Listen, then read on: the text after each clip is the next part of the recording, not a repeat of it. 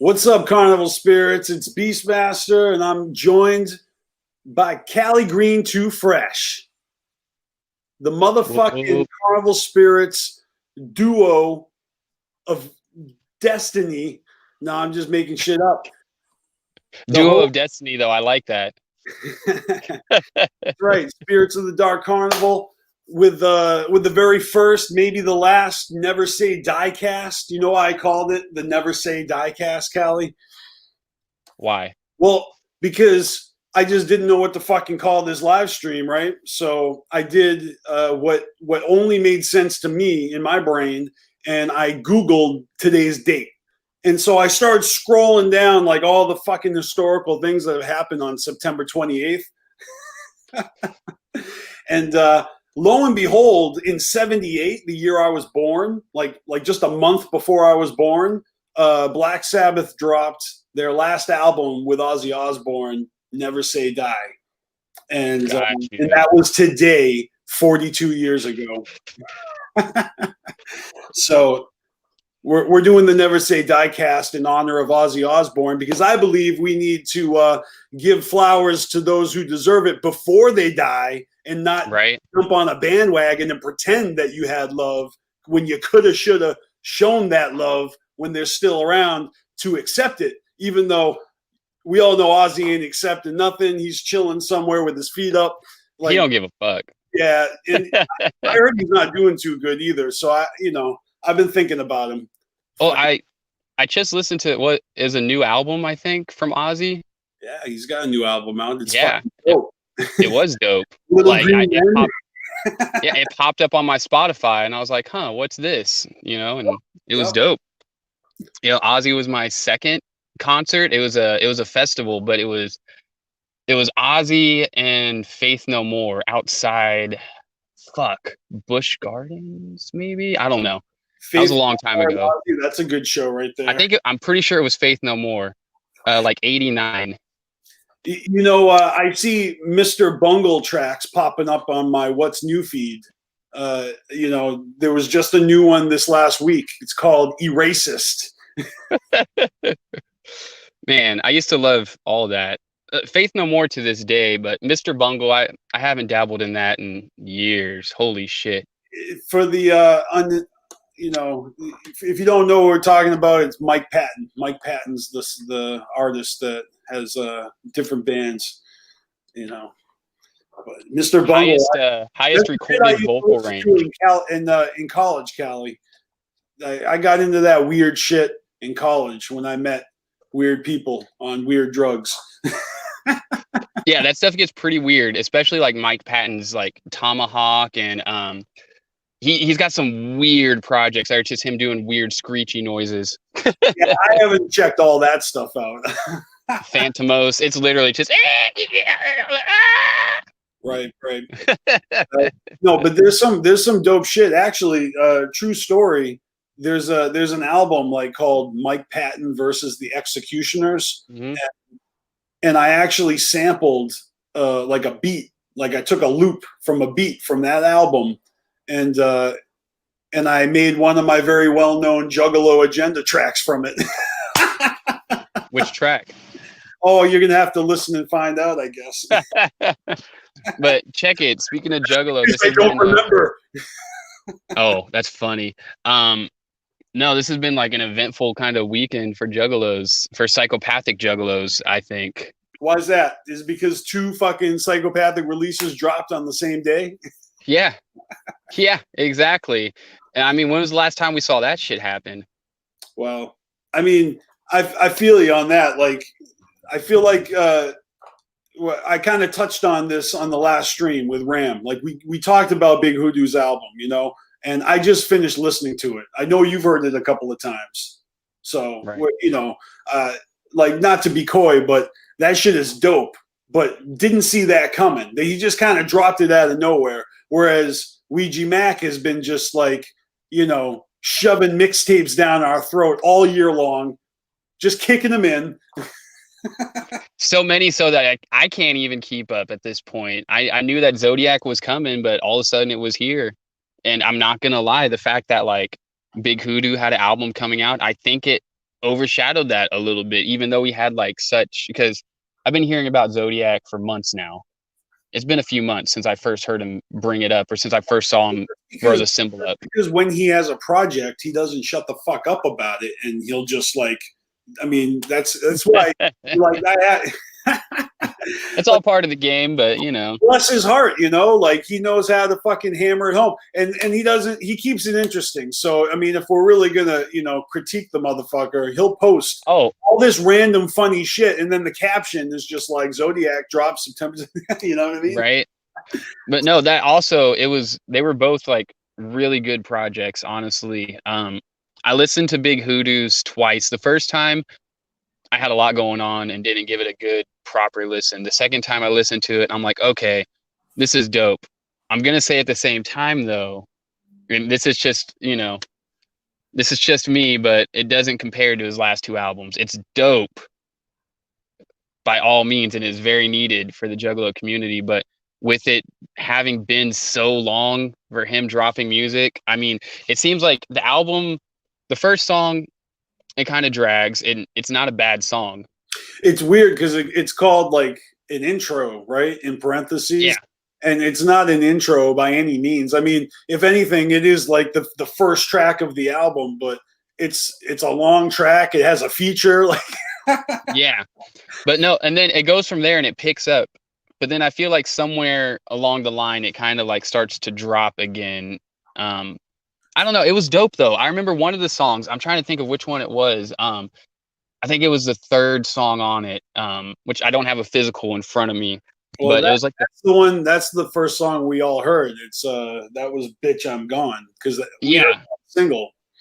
Yeah, and I want to say he played that actually at Juggalo Weekend, if I remember correctly. All right. So I was familiar with that one, and it's dope. And then, I like the album, like I said, but I don't think it compares to the other shit that he's done. Look, Asylum, Crystal Skull, both dope, but this is like it's got a part one in the fucking title, right? Mm-hmm. And it's the Chronicles, the Houdini Chronicles, the Red Book. The Red Book. There's so much going on there. It's promising a fucking follow up, a sequel. Like could this potentially be as long lasting as those Let 'Em Bleed mixtapes? Right. I mean, I'm just saying, like when you got a 1-2, it could be like a mutant, a Man's Myth of Mutant, just a 1-2 off. So there'd be a part one and a part two. Fucking, you're calling them it's a book and Chronicles, and you're calling it part one. It seems like there'll be multiple parts. You know? I don't know. That's just what I'm thinking. I'm just, maybe he should be calling them chapters or some shit. Like, let's go ahead and choose the Green Book. Argue semantics. Yeah, sorry for being all subliminally confused and wearing the code green. You got a green hat on. We're not really following the Red Book aesthetic today, but trust me, this green bud is going to turn red. There we go. It's now the Red Book. Oh, word. You're actually smoking. That's what's up. Yo, Scotty Balls in the chat.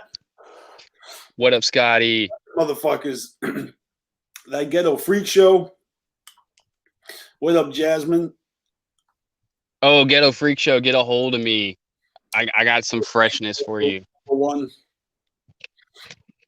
Mr. White Bear. Franklin, Bilson, MC, Il Al.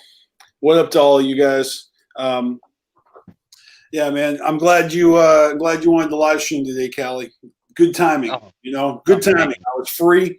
I got tomorrow off, so I had some drinks I was gonna start having, and as you know, my drinks aren't cold enough. I tried to crack it open and wasn't feeling it. So honestly, I haven't been on enough lately. Like throughout the summer, I wanted to come live stream, but it gets too hot to sit in my car, and my house is a madhouse with all my kids. Did I tell that to you, or did I tell that to Panic? That I think wintertime is better for live streaming for me too. Same reason. It gets hot as balls up here in the right. Well, you see, like spring, I was full force. I'm like, fuck yeah, I'm gonna be all quarantine long out in my car live streaming, and then the 3-digit weather started hitting, and my phone started overheating, and I'm sitting out here with no shirt on. I've been out here 5 minutes and I'm already sweating. I'm like, fuck, this isn't gonna work. And then I tried doing a stream in my room one time, and it ended up just getting too fucking loud, and I was like, man, I'm gonna have to sit it out for a bit. But look, man, enjoy the control while you have it, because AI is definitely gonna be taken over in this motherfucker. I mean, Mother Nature's coming at one side, and I think the machines are gonna have us cornered on the other. Right. Your phone is all hot and shit, like overheating. It's gonna retaliate, Callie, is what I'm saying. Your phone is gonna blow up in your face or something. I'm surprised it hasn't yet. Like, if you could actually see, lap, it's gonna take a shit on your wrist. Like, I'm telling you, if you guys could see this phone that I'm using right now, you'd be like, what the fuck? Like, this is the same phone, check it, that I took with me to LA that I lost for a week, and it was sitting on the front of my fucking car for a week on the hood. Nice. How? I don't fucking know. How did that drive from Los Angeles back with it on my car and then drive around my hometown for a week? I don't fucking know. But hey, it took a few days for it to figure out how to charge again, but it's working. All right. So maybe it got a little sun fungus in its ports, but it's still taking the beating, ticking. Yep. Well, that's what's up. I'm glad, like Scotty Ball says, he upgraded the StreamYard and you look extra crispy. Or maybe he was just talking about your stoner ass. I mean, I'm feeling extra crispy. Yeah. Your streams, though, used to be a little, jaggy, Just, oh, yeah. And laggy. Jaggy and laggy. Oh, yeah, definitely. They were lacking for a while. And, like, I could see myself, and I look good. I was the only thing about this high definition, your camera is like the best you've seen. You looked and sounded in a live stream ever. Well, hell yeah. My Wi-Fi's on point. We got the StreamYard on point. I don't like mine. My camera looks like I'm looking like in the mirror. It's too honest. Like that's what I'm saying. Like, I got this big ass pimple on my face, and it's bothering me because I can see. Dude, it didn't even say that. Everyone would have just thought it was a beauty mark. Like fucking. Right? Yeah, this big ass beauty mark. I'm gonna have to do this the whole stream now. Fuck it. Fuck it. You can look at my ugly ass pimple. We all thought it was just a raisin that didn't make it in with your cornflakes. Well, that's even worse. You really could have pulled it off like you just got some Rugrat fucking save it for later in your little ass beard, like some oatmeal. Or you're trying to do some home piercings and you started from the inside and you didn't quite make it all the way through and you gave up halfway. No, what I've learned from doing home piercings is you don't give up. Yeah, that's true. I had a piercing, right? My first one, my cousin talked me into it in Norway and, used whatever the fuck in an ice cube. And I remember I think it's not like a straight line. It was like, oh, no, got to keep going. And like made a slight turn. And because I swear it was, I don't know. Well, like I used to, when I was in middle school and high school, I had 5 eyebrow rings at once. And I did them all myself. Just sitting there sewing your eyebrows shut. Pretty much. Yeah. Safety pins, just fucking lighter them down, you know, sterilize them. I think one of the eyes you can still see like some of the dots, I think like right there. That'd be funny if like, you know, accidentally holes in your head, like your brains were leaking out. Boom. You just gave me a nice Halloween idea, you know, like Frankenstein has those things coming out of his neck, right? And you screw them, right? Right. I'm just saying, like, what happens when you loosen them and tighten them? Like, what's going on with that? You know, what other drill holes will affect Frankenstein? I don't know. I have some mad professor thoughts. You know, I'm thinking I might have to draw these out and and see what happens. Hell yeah. Brainstorming. So what else is going on with you though? Well, fuck, it's almost October, so I'm signed up for the Haunted House Peep Show. That means that I'm going to be checking out like live streams all fucking month, Mondays, Wednesdays, Saturdays. You know, I've got all the different events like written on my wall calendar so I can see. Hell yeah. You know. How much was that? It's like 60 something to sign up for it. You know, and there is the it's a Patreon, right? So it may be a monthly fee, and so if you're signed up for more than one month's time, you may get charged, you know, twice. That's how Patreon works. So, you know, just be aware that you know, that's how Patreon works. I mean, I've seen lots of fucking Kickstarters and Patreons, and I know several people that have OnlyFans accounts, you know, and I'm like, damn, like everybody's got their little cult following. Everybody. Right. Right. I'm serious, man. Like it's a good time to be an entrepreneur with a fucking Wi-Fi. Because if you got a dream, someone out there will help you fund it, or at least, you know, watch and like a peep show, and you know, and you give them a show, and they stay subscribed. It's kind of like Netflix, you know, you subscribe and you get to watch it. I don't know, it's a concept, but yeah, so I'm fucking stoked about it, right? They're doing podcasts, they're doing Q&As, they're the part where they're going to make a song. Do you know about this? They're going to make a song. Yeah. They're going to, the Joker's card, the next Joker's card. That's what we have to talk about. They're supposed to be releasing the image for that. I know you want to talk about that. I have been like so eager to hear and find out about the next Joker's card that now that I think it's about to happen, now I'm just being very patient. I haven't speculated or nothing. I'm not even trying to guess what it's called. Like, I'm just waiting to see, like, how are they? Oh, right. I'm past that. Like, everybody has already tried after they said, like, oh, yeah, we've said it. I'm not trying anymore. Yeah, exactly. I've already listened and re-listened and heard what everybody else says about it, brother.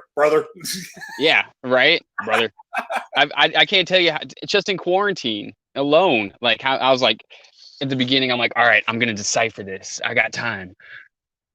Nothing. So it's one of those things. As soon as they reveal it, you got to go back and find on the album where they said that shit, because that's what I want to know. Is are they? I want to know who's going to be the first. Who's going to be the first to try to claim that they called it, whatever it is. I mean, I don't remember. I think if you go to the comment section of what the first announcement was for that, you know, you're going to see the speculation beginning. So right. I know plenty of ninjas that claim their claim to fame is like this obscure, like juggalo, you know, landmark or a turn of phrase. Like I know mad ninjas that like actually coined phrases and, you know, that have been repeated all over the fucking country because of the gathering, you know. It's fucking awesome. But remember in the homie videos when there's that guy and he's wearing the Orange Freak Show shirt? That was me. But it's dope. Shout out to that guy, whoever you are. Like we were talking about the Juggalo March last week because it was the 3-year anniversary, and just like seeing all the ninjas that got interviewed, all the pictures going around, like all the signs. Like I was in a few. Like I got a little rush out of that, and I love seeing my homies getting shine. So I love seeing them in the music videos. I love it when they pop up in fucking hell yeah, whatever live streams, or it's just dope. It's just dope. You know what I mean? Oh, for sure. For sure. Really fucking enjoy our community when it fucking flourishes like that. It's fucking awesome.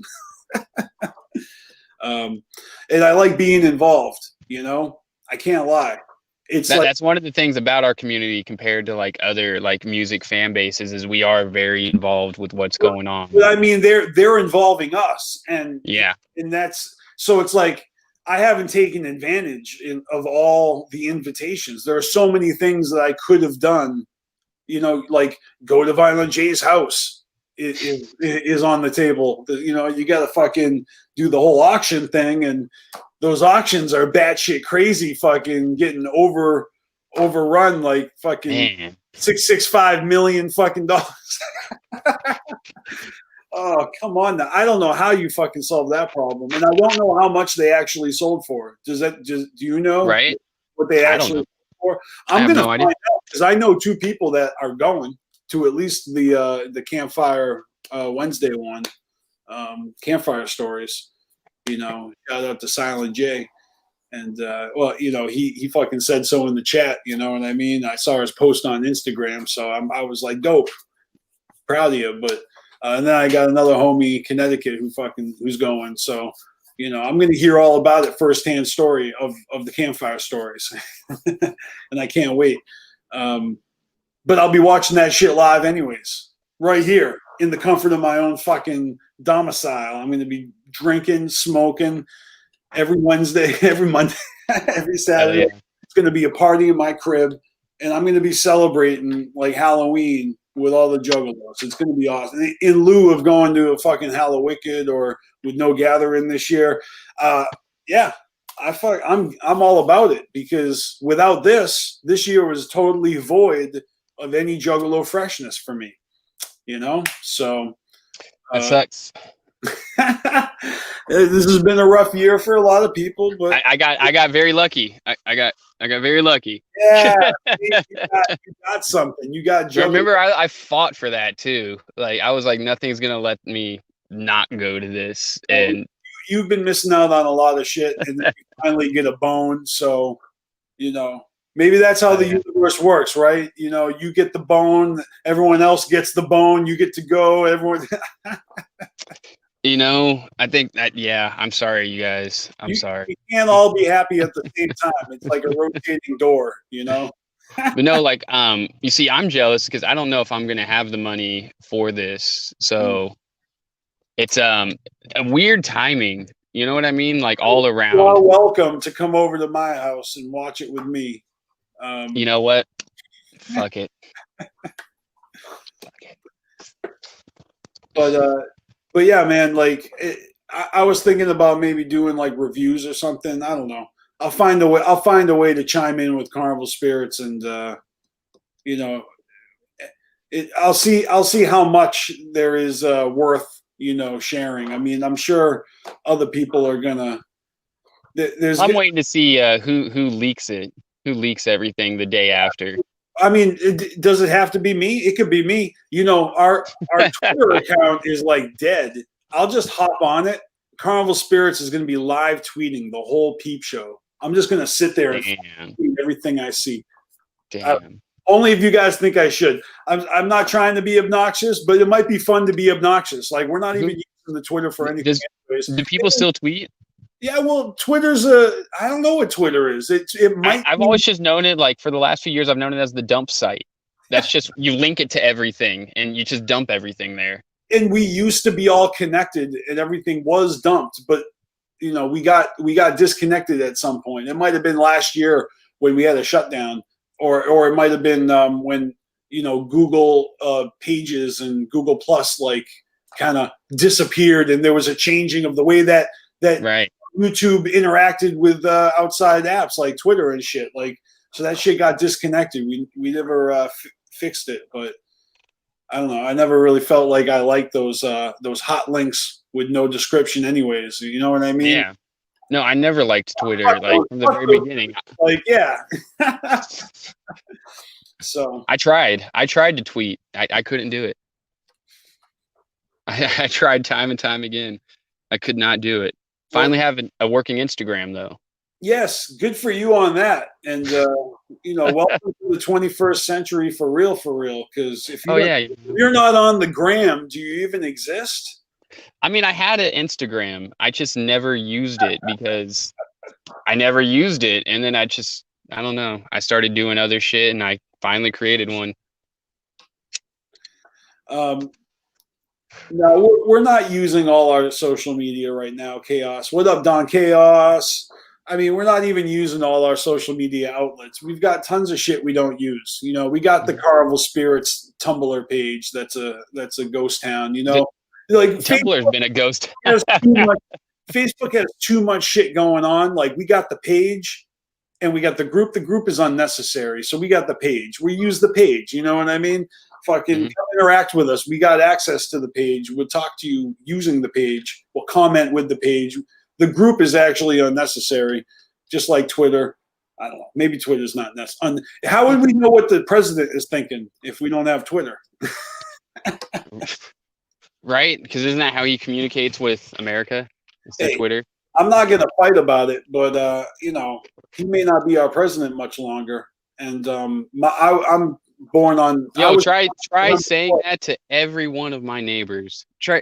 Just go ahead and walk around my neighborhood and try saying that. It's fucking crazy out here. I'm just saying that it's an election, and at an election is the opportunity for someone else to slide into office, right? This is true, though. I'm just saying, if he isn't the president anymore, it's like the end of. It's like, oh, this is the last season of this crazy fucking reality show that we've been watching. But if he's reelected, then it's like, oh, they got renewed for another 4 seasons. Like, we get to, just like American Idol or the Kardashians or any other fucking show I don't watch. I mean, honestly, isn't the whole presidency always that though? Like, all of United States, I feel like it's been like that forever. Right. So, as far as I can remember, like fucking back in the day, whenever fucking Bill Clinton getting his fucking dick sucked and smoking weed. Well, I said to my old man, I was like, fucking George Bush, and need I say more? Fucking George Bush. no, but George Bush's father was a president, right? Yeah, or senior. So, and before him, it was Reagan. And I remember the Reagan years, and I remember him as a figure, as the president. I do, man. As a young kid, I remember the Reagan years, and Reagan was in office when Cheers, was on air. So there's references to. Wait, what years was Reagan in office? Oh, don't quiz me on that fucking shit, man. What do I look like? Fucking the Wonder Years? Do I look like Fred Savage? I don't have that information for you. Specifically, I just know it was the 80s, and right, and then it's the 80s, and then it was the Gulf War, and then the Clintons. Anyway, I want to tell you this, right? I was talking to my dad about fucking Trump, and my dad said, yeah, if Trump wins again, then on the next election, right, 2024, he says that he thinks either Trump's daughter or son is going to run, and they're going to try to make it like a dynasty, like kind of like George Bush W. Jr., whatever the fuck, like, you know what I mean? He got elected off of some of that daddy clout. Now his other brother Jeb, he tried to do it, and Trump just fucking demolished him. If you look back at fucking campaign videos, Jeb Bush had no fucking prayer like against anybody. He has no fucking spine for politics, but it's just funny trying to see like the third fucking Bush try to fucking be president and continue the legacy but that's what I'm saying. These rich people, they try to have a legacy. So that's no legacy you want. I'm sorry. That's a legacy you disown. I just want to find out if it's true. Like, if Trump wins again, I'm dying to know, is his daughter or son going to run in the next election? And if they do, good grief, what fucking celebrity is going to run against them? I need people to step up here. Right now, Kanye is not good enough. I mean, I know he's on the ballot for real, but he's not getting the support he needs to fucking, you know. Like I said, I go from here to my mom's house, which is probably about like 5 miles, some shit like that, and Trump. Fuck, literally every single one of my mom's neighbors has a Trump sign. My neighbor right here, one right behind me over here. I don't want to talk politics. They're all signaling to each other that I think it's funny, campaign signs and shit. Like, when I was in high school, we used to drive around and steal all the campaign signs, and then like we, just pranking some chick, and we'd fucking put them all on one lawn, and then they wake up in the morning and they legit have like 44 fucking campaign signs. Some of them fucking 2 posts. We use like a van, and it's like a late night fucking operation, like in Fight Club or something. Yeah, we used to take just like the styrofoamy plastic parts off, and we would switch that. We would, instead of taking the whole thing out, we just switch the plastic parts. So someone over here has, whoever over there, switch them, make them vote for the opposite person or whatever. But man, that's so long ago. So that's why I'm glad that I have live streams to watch all month, and I don't have to go nowhere. I'm chilling. I'm fine with it. I'm okay. If there was like some shit that happened and we had to like go underground and live in like in a biodome, or we had to live in some tunnels or shit, like, I probably would survive. I'd acclimate. I'd fucking figure out a way to be okay with that. I'm a pretty good hermit. I think I could live in a bomb shelter or in Mars. I could be that juggalo that goes to Mars. It's a one-way ticket. You know what I mean? I'm going to go live on the red planet now and be like first. And so I'm just saying. That's what we need to do. Juggalos need to be the first to inhabit a whole nother planet. All I've done here, Cali Green, is I've taken my cabin fever in my quarantine, and I have spun it positive, and I'm not letting it take me down. I'm just, it really could be worse. I could be stuck in a fucking spaceship, you know what I mean, with limited air. Now, the Earth is trying to kill us, like forest fires everywhere, the smoke, COVID, like at every angle, Mosquitoes want to suck our blood, hurricanes, give us viruses too. Like, so think about that shit that bites you, sucks your blood, fucking the air you breathe, shit you touch. Everything's trying to kill us right now. So I think I'm actually kind of a little numb to it, but oh, for sure. So I'm not saying like, oh, I'm ready to fucking, jump in the fucking public pool and drop a fucking Snickers. You know what I mean? Like, let's not get crazy. I'm going to be very skeptical before I go to my first concert. But guess what? Oh yeah. I got tickets to concerts next summer, at Fenway Park. Tickets that were rescheduled from this last summer that I have tickets for. So it's like, hey, you know what? When the time comes next summer, like, granted, we still got a whole nother winter. I want to see how things go down, because it's so interesting the way things are going. And I just can't wait for this election to be over, because I'm sick of the media hyping it up and all the campaign. It's funny to me, but I pay attention to it, but I hate it. So I can't wait for it to be over. And then I'll really, truly be able to fucking turn the news off. No, you won't. You won't be able to turn the news off. There's so much going on. It's true, though. It's true. But I'll tell you this, I'm excited about fucking things. You know, movies coming out, music being made.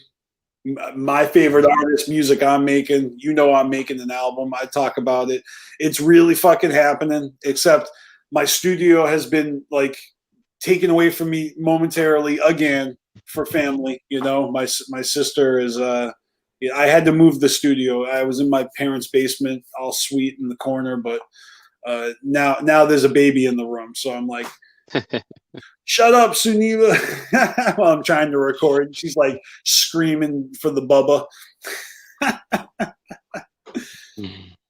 No, but that's what I'm saying. Like, you know, this year is I've been just treading lightly and navigating through it with my family. So far, so good. Everyone's doing great, and yeah, I'm still making some music. We're still live streaming. I'm gonna watch that Hallowicked acoustic set ICP is gonna give, and that should be fucking ill, you know. Whatever else there is to enjoy, I will enjoy it. But you know, I don't feel the need to rattle it all off. But yeah, there's a ton of shit coming out. You know, things I'm looking forward to. There's a lot of shit. I mean, I'm a movie fanatic, you know, so I watch it all the time. Lots of dope movies. Bill and Ted, Face the Music, fucking amazing. I only waited like a decade, but it's here. And it's, I told you this, but it's the very first digital movie I've ever purchased. That's something. That's the very first digital anything. I've never purchased a digital album that I can think of. No, never. The first movie I ever purchased was The Big Lebowski. You know, and I had the option to, because I can't even tell you how many DVDs I bought or Blu-rays. They had a little code for the free digital download, and I never even fucking used them. I threw them away. So I uploaded one, but that doesn't count because you bought the DVD, and that's a bonus. You know what I mean? I remember those, the ultraviolet. Yeah. That's what I'm talking about. Yeah. So yeah, that doesn't count. And I never kept them because I really thought I would never go digital at one point. Right. And I'll tell you this, you know, anyone who's young and thinks they're never going to budge in their fucking states on things, like, just wait, because as time goes on, you eventually realize that you got to, I embrace the change in technology, and especially when it comes to consuming music lately, I was like reluctant in some of these steps, but some of them I was so excited to take the leap. Like, I couldn't wait to get an iPod when I was still toting around my Discman, which I had a hot minute after the Walkman. Oh man, which was fucking awesome after the boombox, which came, you know, after the fucking little record player. So, you know, it's just dope that where we are today is, you know, one step away from plugging music into our veins like an IV. You remember though, like when your first iPod broke, did you have to go back to that like Discman and try to like listen to the CDs a couple times through? Well, I think that I probably toggled with both at first. Like, it was hard to give up the CDs. So what I would do is I still listened to CDs in my car, and then I had the iPod, and the iPod I would use on the go. But I would still like I used to make mix CDs and have all the books or in my visor, you know, all the ICP, all my favorites. Like, I would make mixes. Like, you could make a really dope fucking 80-minute mix of your favorite music. Just imagine like 80 minutes of your favorite Megadeth. Okay, 2 80-minute discs, right? For all my favorite Megadeth songs. And I would have Megadeth 1, Megadeth 2, throw it in. I wouldn't even need to put it on shuffle because I spent long enough cherry picking songs and putting them in the fucking order that I love them in. Like, I really made like thought. That was the fun part. It's like making a good album that you could listen to in the car. Like, countless fucking mixes, yo. And I'm not talking about just throwing them on there. Like, I'm really like listen to the song and then listen to how it sounded going into the next song. Like, no, that transition sucks. Like, oh, this is great. And like, boom, next song. And I would listen to the end. And the worst though is like a couple just months down the line, whenever you go to listen to that CD and you realize like, oh man, I should have put this like this and that like that. And then you go back and you redo it. Yeah. So that shit here on the iPod, when you started being able to make playlists, like I was on board. I'm like, dope, playlists. Yep. And that's how I rolled. But I still used those CDs in my car for a long time. And then there was a time when I got a car that actually had a fucking tape deck and a tape deck and a CD player. So I took advantage of that, and I started using, wait for it, I started using the cassette. Oh no, did it not have a CD player? Yeah, because I would use the cassette tape. I have one of those. Right, the external CD player. Or I'm sorry, the iPod, not this. Yeah, so it did have the CD player, and I would use the cassette to plug in the iPod instead of, so I'd use CDs or iPod, and but I was using the cassette adapter to do it. You know, every once in a while a cassette would come around and I'd play it in there, but yeah, you know, I can't front, like I wasn't really rocking cassettes a lot when I could have in my car, partly because I didn't want to ruin my old cassettes. I mean, right. Because that's what I would do is if I bought a really good CD, like my original Dark Lotus with Mars on it, you know, I burnt that shit, and then I made my fucking copies. I had like, okay, here's the copy of Lotus that I listened to, because the original's back in this case in the archives, where I kind of kept a lot of my my psychopathic collection is not in mint. Well, that's how CDs were advertised back in the day. Like those burned CDs, that's how they were advertised. They were to like copy your CDs so you don't ruin them. Well, that's what I did, you know, and why would you make a copy of a whole album when you kind of don't like 3 songs? You take those off and then you add on, and then you, this is an 80-minute CD and this album's mad short, so you can fit like, you know, 3 EPs on this one CD. I remember back in the day, like mixes, yeah, tons of mixes. I remember when it was new to like be able to do that, and it was like the big thing, like, oh, you mean you can make your own CDs now? But dude, I used to do it with the cassettes too, and I used to. Yeah, well, that's different. Yeah, it's crazy because all that got a lot easier on the computer, and then I went to college and I started fucking with graphic design, so I was on the computer a lot because I was fucking with graphics and always doing stuff on the computer, whether it be graphics or, you know, online games. Like, I'm just saying, like the computer slowly became like a real connection to everything I did creatively, you know? Right.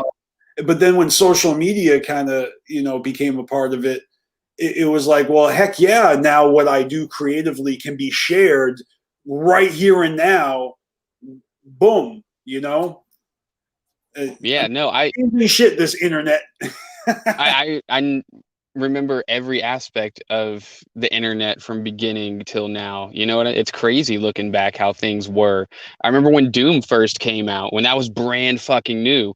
My mom had a friend that was he was a coder, and he was a, you know, internet or fucking computer nerd, and he had that shit and he had it programmed all crazy and shit, you know, just going straight through walls with bazookas, and all that was crazy brand new. You weren't able to do anything like that before, you know? So I heard that the movie Tron, you know, that old Disney movie Tron?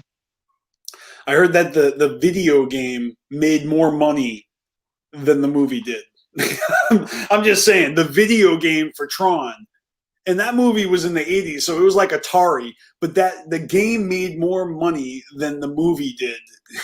So first of all, you've played Tron, right? Like real Tron? Yeah, a long time ago, but yeah. Bro, I fucking beat Tron, like in an arcade. All hail Cali Green. That's one of my achievement moments. Did you have like a little you know? So in Bakersfield, ocean kids' heads like cheering for you, like, yeah. No, in Bakersfield they had a nickel arcade, literally a nickel arcade, and I fucking got a handful of nickels, and I'm like, I'm gonna beat this game, and I stood there and I did it. There's like hardly anyone in that arcade. It was in a ghost mall. Fucking poetic. Just a handful of nickels and Hmm. a will to fucking win Tron. It was the first time I'd ever seen it. You know what I mean? Like in a fucking Dude, in an arcade. you're like Neo. You're like the one before the Matrix ever existed. You probably won that game and entered the real Matrix. Look at you, you fucking Neo motherfucker. I see it clearly now. You fucking you Neo. if you won Tron, isn't that's what it's all about. And I'm telling you, that game was hard. Do you know that they're making a Matrix 4? Okay, let's do this, I guess. You know what's funny? Matrix is actually one of my least favorite. I gotta tell you one thing first, man. All right. Did you know they're making a John Wick 4? Yeah. Oh yeah. Okay. They already have 4 and 5 confirmed. Okay, but do you know that the Matrix 4 and John Wick 4 are due to release on the same day? Wow. Keanu Reeves wants to fucking give us the wait, is Keanu Reeves though actually in the Matrix 4? Yeah. Yeah. Oh. So they're like, okay. Yeah, no, as far as I know, he's attached. I mean, I might see it, but like that's my least favorite. Like one of my least favorite of his characters is Neo. well, I don't think his character is the reason to watch The Matrix. Like, I hope that they do some next level shit where it's like, what could it even be next level? Well, I hope they show us. You know what I mean? Like, yeah. I got fingers crossed, like that they'll come up with something that is at least taking what they've already done to the next level. And that should be something to see. Like the fact that they're even bothering to do it, they got to have some tricks up their sleeve that they want to show off. It'd be hilarious if they brought Will Smith into it because he was originally supposed to play Neo. Yeah, that'd be hilarious. Has Will Smith and Keanu Reeves ever worked together? I don't think so. No, that'd be an interesting one. Well, I mean, he's great in Bill and Ted Face the Music. You know. Yeah, those guys they play those roles really well. Oh, that whole movie was just throughout all the ages. I mean, all the different versions of them that they. I love the beginning though. Is just where they're at the wedding. Mm-hmm. That shit is hilarious. How did he put it? Where he's talking about like Missy. Right. Let's see. So originally she was married to originally she was married to my dad. Yeah. And then they broke up. And then she married Bill's dad. And then yeah. Bill's dad, she went to. That was the last movie. So now she's marrying Bill's younger son. Younger brother. Bill's dad's other son. I don't know. The way that he played it out, though, it was hilarious. And then he made it, and he's like, "How's it feel to be your own son?" Like, It's funny because we remember that kid. He was. They pawned off Napoleon to him. Yep. Yo, take them. They're like, bring him bowling. Like, take him to the mall and shit, and then they ditch him there. Yeah. So they ditched him at the bowling alley. Yeah, that's kind of funny thinking that like he's eventually going to grow up to marry Missy after his old man and Ted's old man fucking both marry her. Now she gets married to him. I mean, that was a joke in the first movie, right? Right.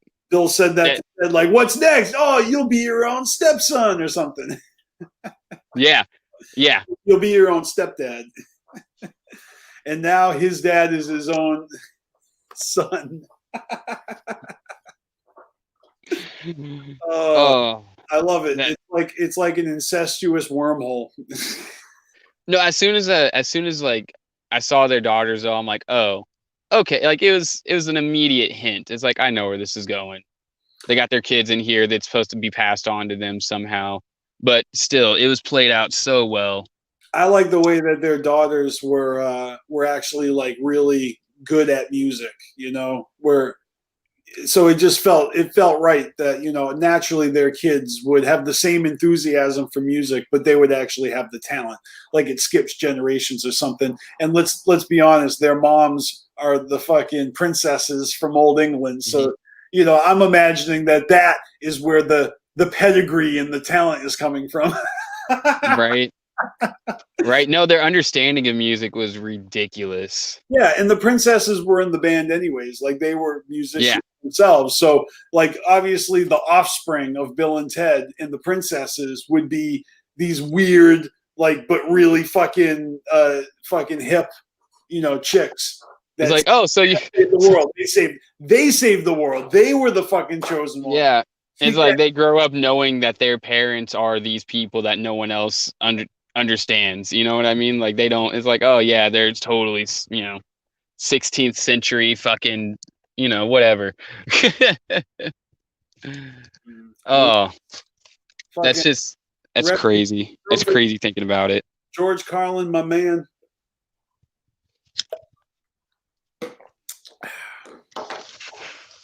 Yeah, they pretty much played out his. That's done. Rufus's widow is basically like a bitch, like wants to fucking kill Bill and Ted, like right. Through their death is how like peace is achieved. Yeah, I don't know how you get that. I mean, I guess the only way that works as a plot is just look at legacy. I'm just look at the way real politicians are just like completely fickle and.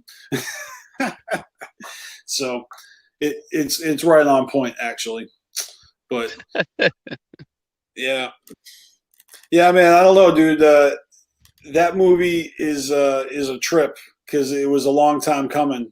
Kind of feels like something like a Big Money Rustlers or just right. something that you knew was in production or was going to be made for years and years. I like that kind of shit. They fought for it. Yeah, so I feel like they made it for us. Like they made it for fans. They knew we wanted it, and they made it for us, even though that was totally a passion project. That just 100% passion project. So there's a lot to see in the details there, and they put a lot of details into it, and I appreciate all that shit. It was really well made, and we haven't even talked about death, but oh man. No, obviously we spoiled this whole movie now. There's like got to be at least one person that's like, fuck. You should have seen it already. Come on. Hey, you know what? It's been like a month. Yeah, but in a pandemic. Yeah, you've had enough time to see it. I mean, it almost feels like, you got to go out of your way to see something that's new. So, Look, you got to shell out. Oh, wait, we did totally like ruin it. Shit. You're spoiling shit. I don't care. It's my favorite movie. I'll just justify it by talking about it in every live stream I ever do for the rest of the year. All right. And the next live stream is going to be about what? I don't know. The 5? Well, that's what I talked about in the last live stream, man, because that's what on the Peep Show is. That conversation finally came. It did. And that long running joke was funny to me. I think it's just funny to us too because we're the only ones that were in on it. Well, I mean, everyone who heard me say it like every single time was in on it. No, I mean not in on it, but no one ever even questioned me about it. Yeah, that's what I'm saying. No one picked up on it, so we were the only ones in on it. I feel like no one was watching no one made it that long in the videos. no one. That's the thing. Like Panik would do that, right? At the end of his video, he'd be like, "Yo, if you're still watching this video, comment like yellow banana in the comment section or something like I forget something weird." Comment yellow banana if you made it this far into the video.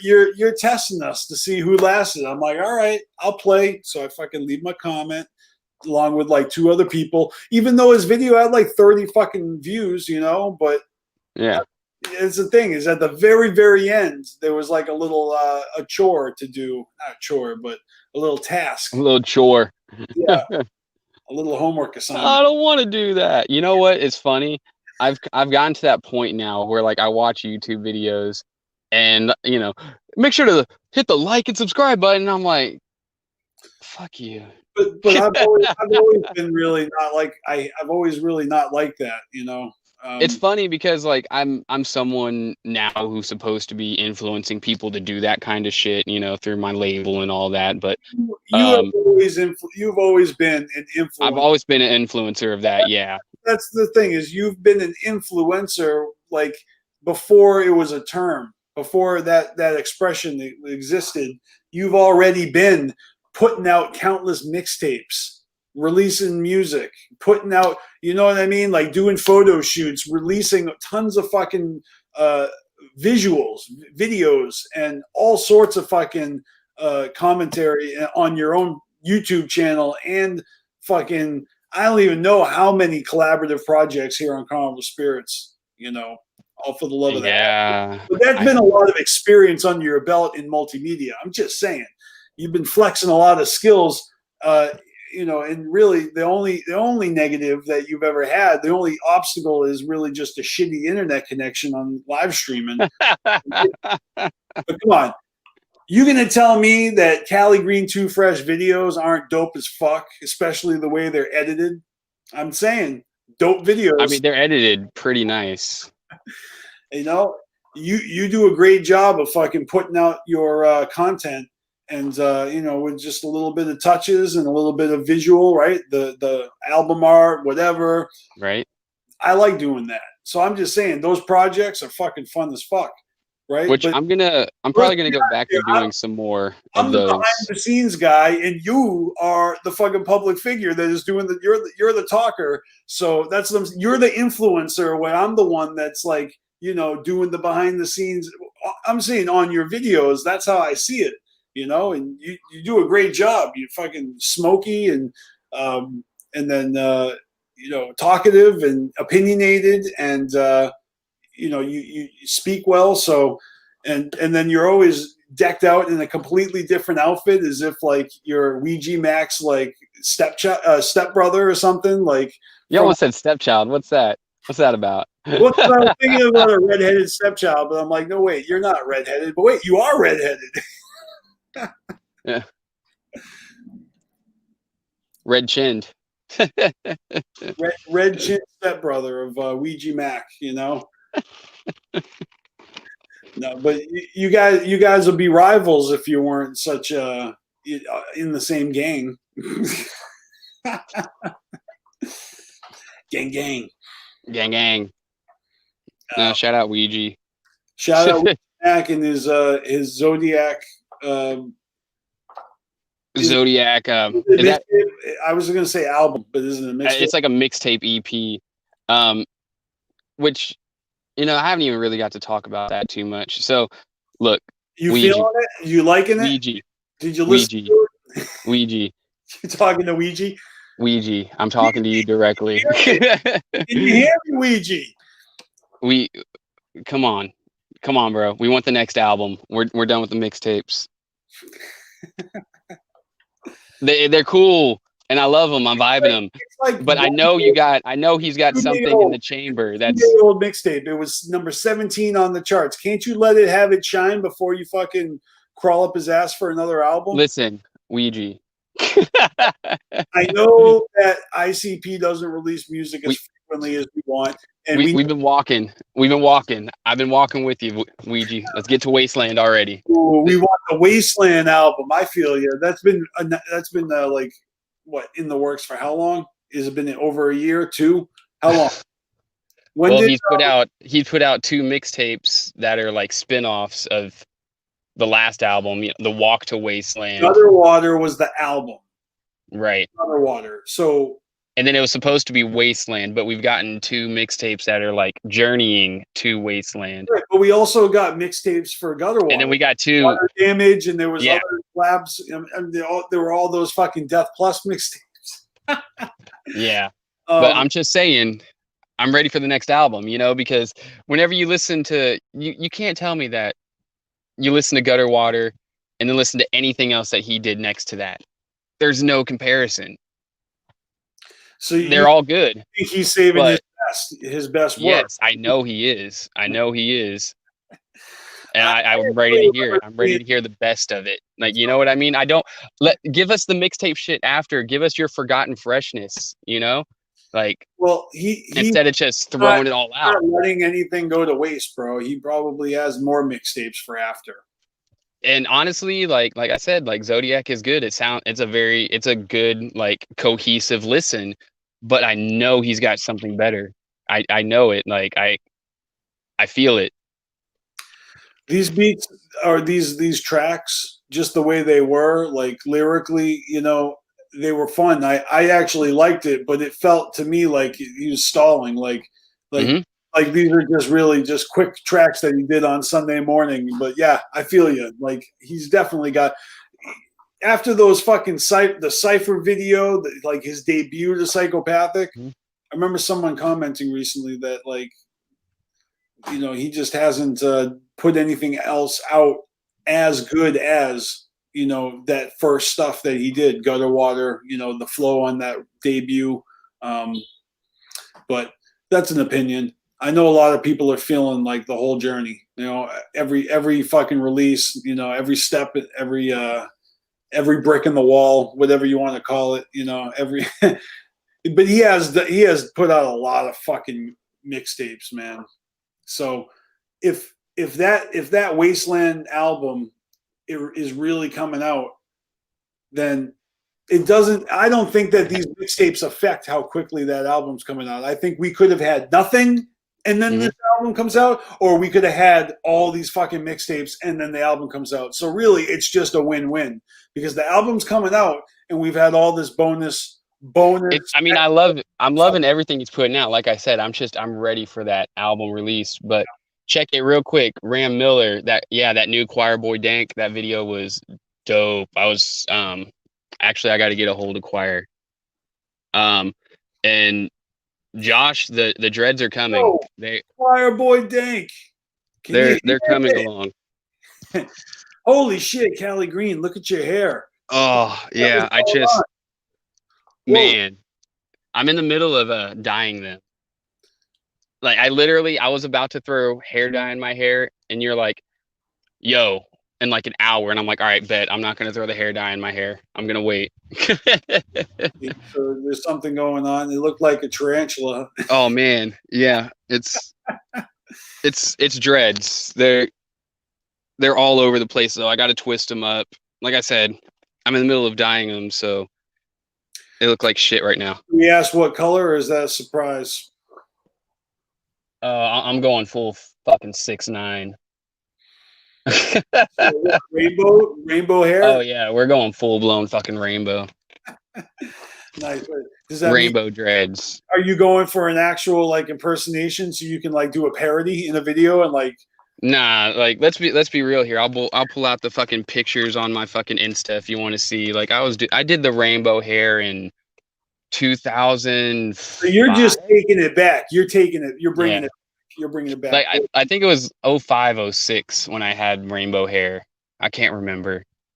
And then I did it again after that before 6'9", but no, I'm not gonna go full blown rainbow, but I do have a variety of colors, and I'm just gonna see what the fuck happens. Motherfuckers don't realize is that there are no rules, and especially you know, in an uncensored Juggalo underground, there is like especially no fucking rules. And right.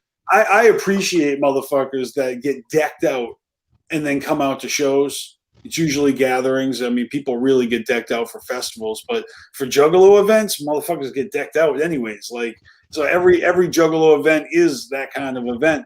And then when you get to know motherfuckers through social media, they have that social media to flex their, you know, their repping.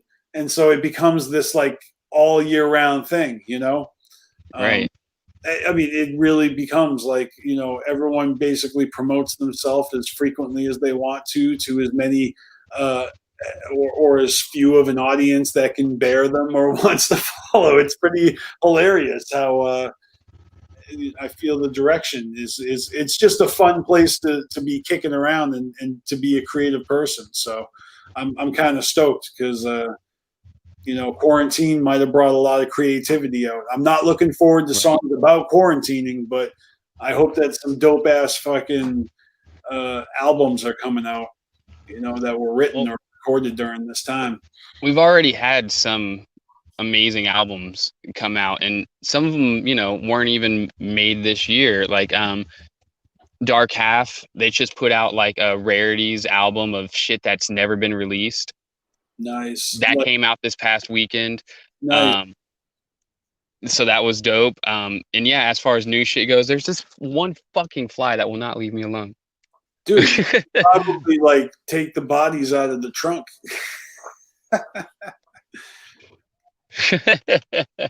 No, but who else? There's been a lot of good music lately, though. Like honestly, this whole year has been good musically. Choir Boy, fucking Ouija's old counterpart. He put out. Ram asked me if I've seen that video. I have not seen that video yet. Where's it at? Where's that video?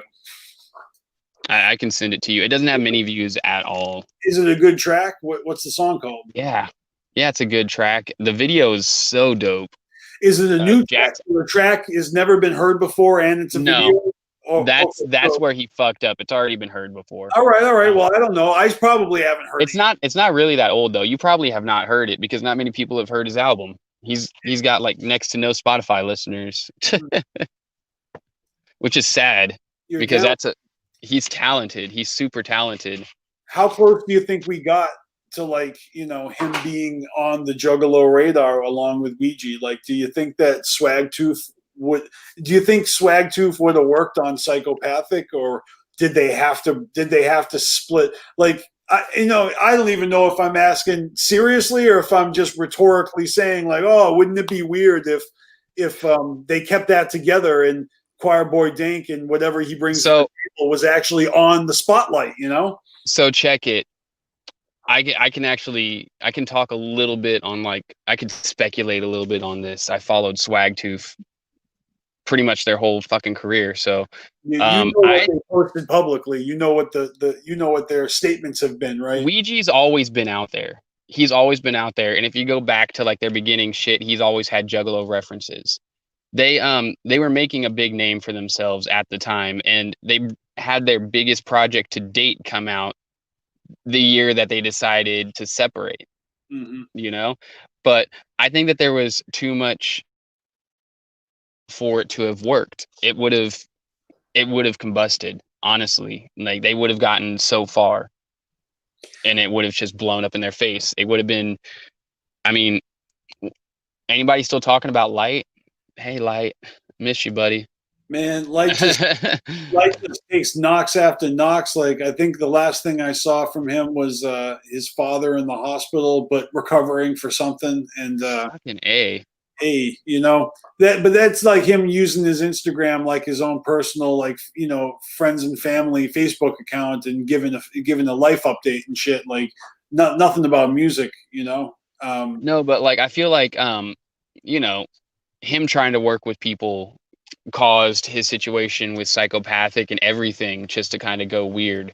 Yeah, that's fucked up because I know that ABK is slipping tracks in on motherfuckers' albums. Here's the thing though, when was the last time Jay or Shags said anything pertaining to ABK like they know what's going on with him? Oh, never. I can't. Exactly. That's the issue right there. And that's my kind of, all right, check it. Psychopathic Records as a label, it's not anymore. It's a coalition now. Yeah, I know. Look, that's kind of like a known thing because every artist pretty much has the same fucking story where their first album, every single artist has put out an album. Their first albums are groomed by ICP, and then after that, it really is every single time. Everything from Twisted Freak Show to ABK, Dirty History, right? Fucking whatever Axe Murder Boys put out after Blood In, Blood Out. Like, was it God's Hand? Was that the first one? So I remember thinking, like, when God's Hand came out, and I wasn't really sold on Axe Murder Boys, but my dude Twiz, rest in peace. He fucking was like, dude, this album is so sick. You got to hear it. And I was like, wow, like you're really speaking highly of this. I'll check it out. And I did like it, you know, like I saw the progression ever since, you know, it was crazy. Yeah. But they were doing it like on their own. You know, they didn't have like Jay, like, you know, picking beats out or giving them song concepts. So everybody, Big Hoodoo, same thing. Crystal Skull, theirs, you know, Asylum is. Right. I mean, that even like Blaze as well, like his first fucking album, it's totally fucking him and Jamie. But then the thing with Blaze is I feel like, no, he had like a false start, and then they like redid 1G in the Hood, you know, and that still had that's a little different. So his first album would have to be what, Clockwork Gray? No. No. Gray. Well, no, it would be One Less G in a Hood. That was no. Album. Well, yeah, but like his first album, he didn't.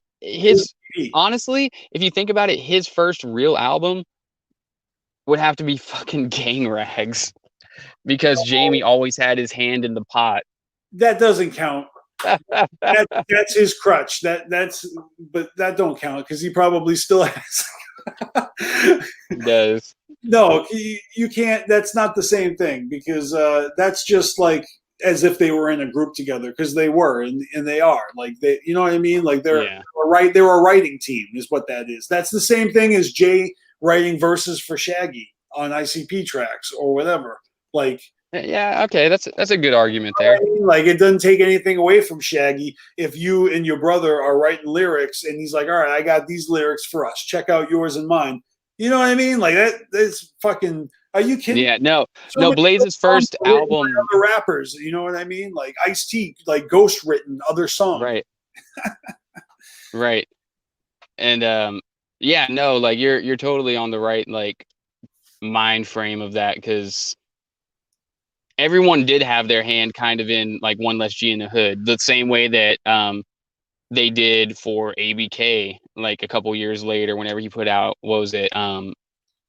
It wasn't Dirty History. It was the one before Dirty History. There was Hatchet Warrior. Whenever he put Hatchet Warrior out, you know what I mean? Like, everyone had their hand in that pot. Everyone had their hand in the One Less G in the Hood. What's the name of the album that has I'm Going to Keep Climbing, y'all? It's Colton Grundy. I'm climbing. Yeah. Yeah. That's the one. That's Blaze's first. Yeah, like not hand in the whatever you were saying about Jamie, but I feel like Psychopathic, you know, because it's almost like that first EP was also his untouched. Like, that was like what he had bringing to the table. Mm-hmm. That was his early shit, right?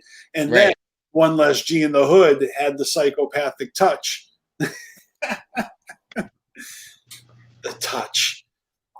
I fucking love the Psychopathic touch. Like, you know, that product, it's kind of recognizable, even if it is the formula. It just, for me, it's dope, you know. When I guess I just have that juggle. I guess I'm brainwashed, you know, like I'm completely down with the clown. I love the way that, hey, that golden era may have fallen apart and we lost, you know, crew members to split off and to make a whole new thing, but they're coming up on their 10-year anniversary, you know, in a couple of years of being a label, you know, M&E. Wow. Think about that. Yeah. Because we're 2 years shy of it being a decade. I always think about those kind of things, like, oh man, in a couple of years, it's going to be 10 years since Twisted left Psychopathic, and I don't know, but that's crazy. Because time flies. I'm talking years from now, but time flies. So in a few short years, there will be like an M&E 10-year anniversary type fucking whatever. I guarantee. You know, I would hope they do a retrospective and show, because if they don't, we can. Because we've been fucking watching the whole time. We could give their right. It would be fun to do that. Like, I don't know.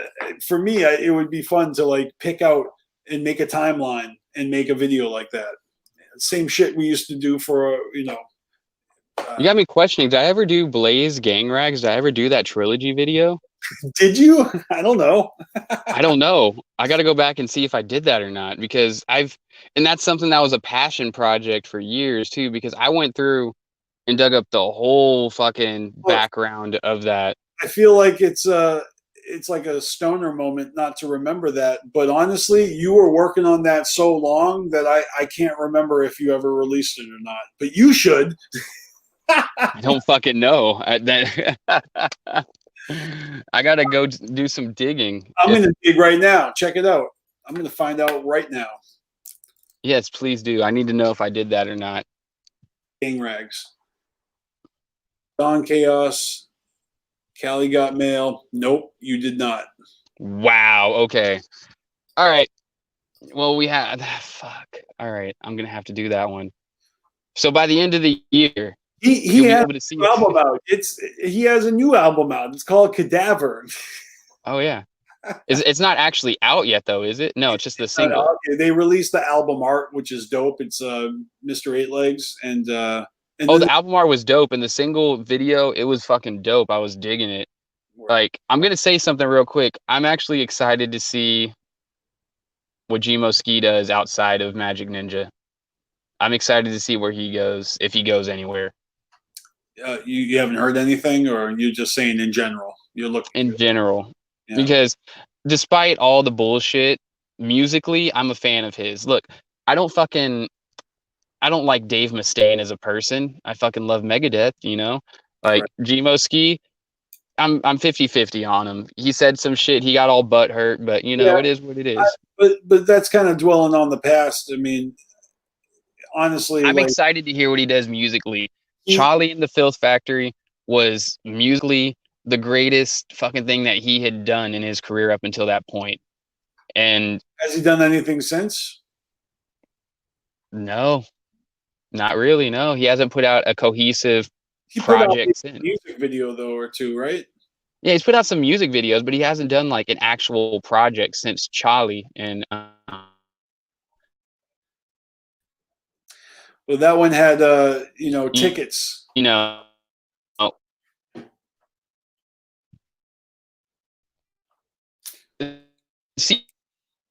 CP and already did his video, like,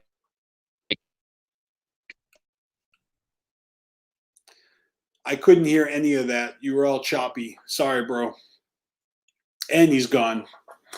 But yeah, I'll take a look at the chat. Ram, you're right. Next year is the 20th anniversary of Tales from the Lowe's Pod.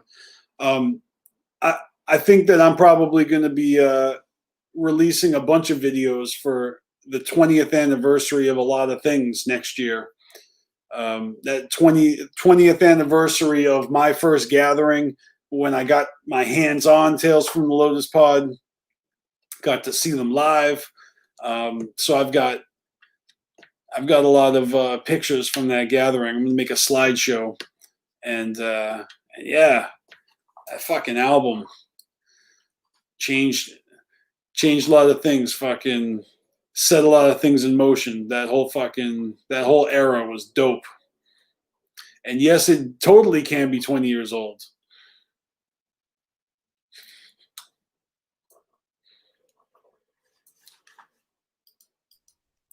Motherfuckers are in denial that next year is the 20th anniversary of Tales from the Lowe's Pod. Fucking what? Come on. No. I don't mean it like that. I can't believe it's been that long. Damn, it's that long? Yep. Fuck. But no, as I was saying about Gmo, look, the whole situation with him and M&E, that was fucked. But he didn't have a fighting chance from the beginning. And CPN didn't really break this down. I will real quick. Wait, hold on. Because you were broken up before, just say again, you're talking about what? You're talking about... Okay. So we're talking, because I've been gone for a little bit, but BstMstR recently left Magic Ninja Entertainment. And it was put out there, you know, some behind the scenes shit about Magic Ninja having overspent the budget. They overspent the budget from the beginning, going back to My Filthy Spirit Bomb. How so? What did they do with My Filthy Spirit Bomb? They had it where there was 5, I believe, golden ticket things put in albums, right? What does this entail? By getting one of these golden tickets, you're going to be on like a skit on the album, and you will also get to be in a music video, right? That was a thing. So right off the back, they're promising to fly people to Detroit to be in this music video. They're offering to fly people there and then set them up in hotels.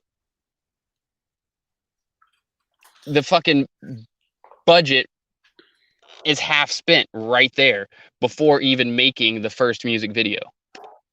By the time they're done with the first music video, yeah, the budget went to ridiculous fucking standards because they had to fly all these motherfuckers out there. Mm-hmm. You know? And that really happened. And those motherfuckers are in the video. Like, you can see them. They're all the people that go to the chocolate. Yeah, as far as I know, I haven't like that was the Filth Factory. Yeah, as far as I know, those people are actually like, yeah, that's how that fucking went down. So that's pretty fucked up, because if they would have like looked at the books from the beginning and like budgeted, like mapped this out, they would have been like, okay, well, how much are we spending here? I mean, look, that move, like, can I just speculate that move is to obviously create a buying frenzy, right? Because you got one ticket, so it's to up sales to begin with, right? Exactly. But if you really are like budgeting out the money to fly, because you don't know where these people are going to win from, right? Like, because where are they located? Are they in Detroit, or where was Gmo? Where was he at when they were filming this? Do you know? I'm pretty sure they filmed this video in Detroit. Okay, I didn't want to presume it was Detroit, but let's just say I'm pretty sure that's where it was filmed. It's a Charlie and the Filth Factory video. These ticket winners could have lived in Florida, California, fucking. They could have lived in Australia. Right? So you don't know how far away everyone's living when you're flying them in. They should have done what every other underground fucking come up does and throws homies in the video. It was very ambitious, and it was a dope idea. I remember being excited for that whole thing. Did you have the album hoping you would get a ticket, like opening? Yeah, I did. And that's the thing. It was dope, but on paper it probably looked good, but then whenever you work out the numbers, it didn't go right.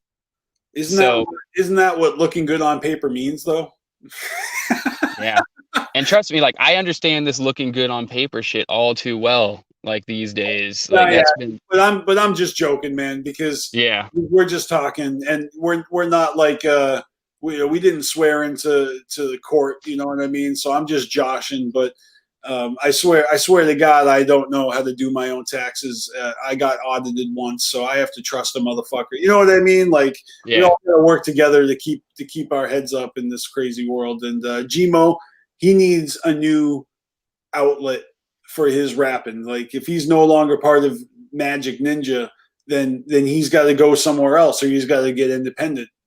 Well, he's gonna do. I already know he's gonna do the independent thing after being screwed over to that caliber. But here's the situation, like, whenever you are an artist and you're being managed, don't be afraid to ask fucking questions. If you wait too long to ask questions, you'll end up in a situation like this. You know what I mean? You never know what questions he asked and what answers he got. No, but I see this type of shit all too often. I see it all too often. Preach, Callie. What do you see? What do you see with those bug eyes? I want to know. What do I see? I see motherfuckers thinking like they walk into a situation with their managers and they expect their managers to just simply know everything. That's not the case. A lot of times, like, they're going with the flow along with you. So there were things. You're telling me that managers aren't Mr. Know-it-alls, like that maybe Billy Bill's just going with the flow? That's exactly what I'm saying. I mean, exactly what I'm saying. What about the dude who was working with Hobson? What's that guy's name? Damian Ritter. Yeah, he was just going with the flow. Exactly. I'm trying to think of other managers. Look at Double A, Alex Abyss. From the very beginning, he was just going with the flow. Yeah, think about how crazy and all the ambitious, like, wrestling tactics. I got a good one for you. That Jay wanted to bring to the table. How do you think Alex was managing that? Like, right? Check it. Like, I'm sure he got his ear, right? But do you really think that Jay was gonna, like, I don't know. Probably came from Alex. The guy who managed the creators of Ninja Turtles. He was literally just a guy who made some business cards, and he handed them a business card and fucking started a meeting with them. Next thing you know, their comic books being turned into a fucking toy line. Oh, no. And they're making a fucking TV show based off of the toy line. Was that really all just from like one dude that saw the work and was like, "Hey, I'm going to do something with this"? Yes, literally, it was a guy who was like, "Hey, I see what you guys have here, and I think we can market this." And it was just some random fucking guy that took on. They signed off as manager. That guy is a genius because the Ninja Turtles. That was a good move. Yeah, but what I'm saying is all these people, they're just like you and me. You know what I mean?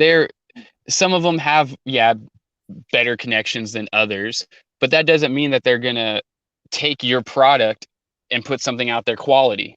You know, how many people had fucking the franchise rights to fucking Star Trek, to do fucking shit with it?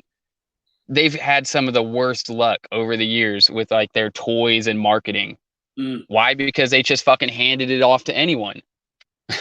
Well, yeah, they didn't have the foresight, man. I've watched some of those Toys That Made Us episodes that talked about some shit. Which is some funny shit, man. There's a lot of fun nostalgia looking back, but I can't help but think that, I definitely feel like I was a little brainwashed by TV as a kid because in the 80s, I'm watching all this TV that was never invented before. So there's no precedent for it. My parents, had televisions, but television wasn't quite the same thing back then. It was really like a one central source of information, kind of like the radio used to be, but having, I don't know, newspapers, there's all different ways you get your news and stuff. I just feel like my point is the advertising, the way that they advertise and pump things into your brain and the way that they would like market video games for boys, right? And I just noticed that, like, it was definitely the programming, the decision makers, the ad men, I felt like there was something going on. And then you find out about all the sexual subliminal images on certain posters and shit, and like all the crazy ass shit they slipped into. You've seen that shit, like so. Something funny, like perverted stuff hidden in your Coca-Cola ice cubes and stuff, and like so I went to school. It was Santa Monica College. I was in an animation class, and the guy that was my teacher, he was like an actual legit, animator in the business, and he would tell us his stories about that was a real thing. Like they would try to see. Like it was a thing with animators where they would try to like outdo each other, putting like what you could slip into a movie, like a still frame. Like even old Disney cartoons, Disney animations. Roger Rabbit. Yep. The one scene where there's a one still frame spliced in there of Jessica Rabbit naked. Yep. And I remember our fucking animator talking about that, how whenever they went to the theater and saw that, how all the like animators are like looking at each other and like, Yes. Yes. Like all like, I can't believe he did that. I can't believe that guy got away with that. There's a whole bunch of them though.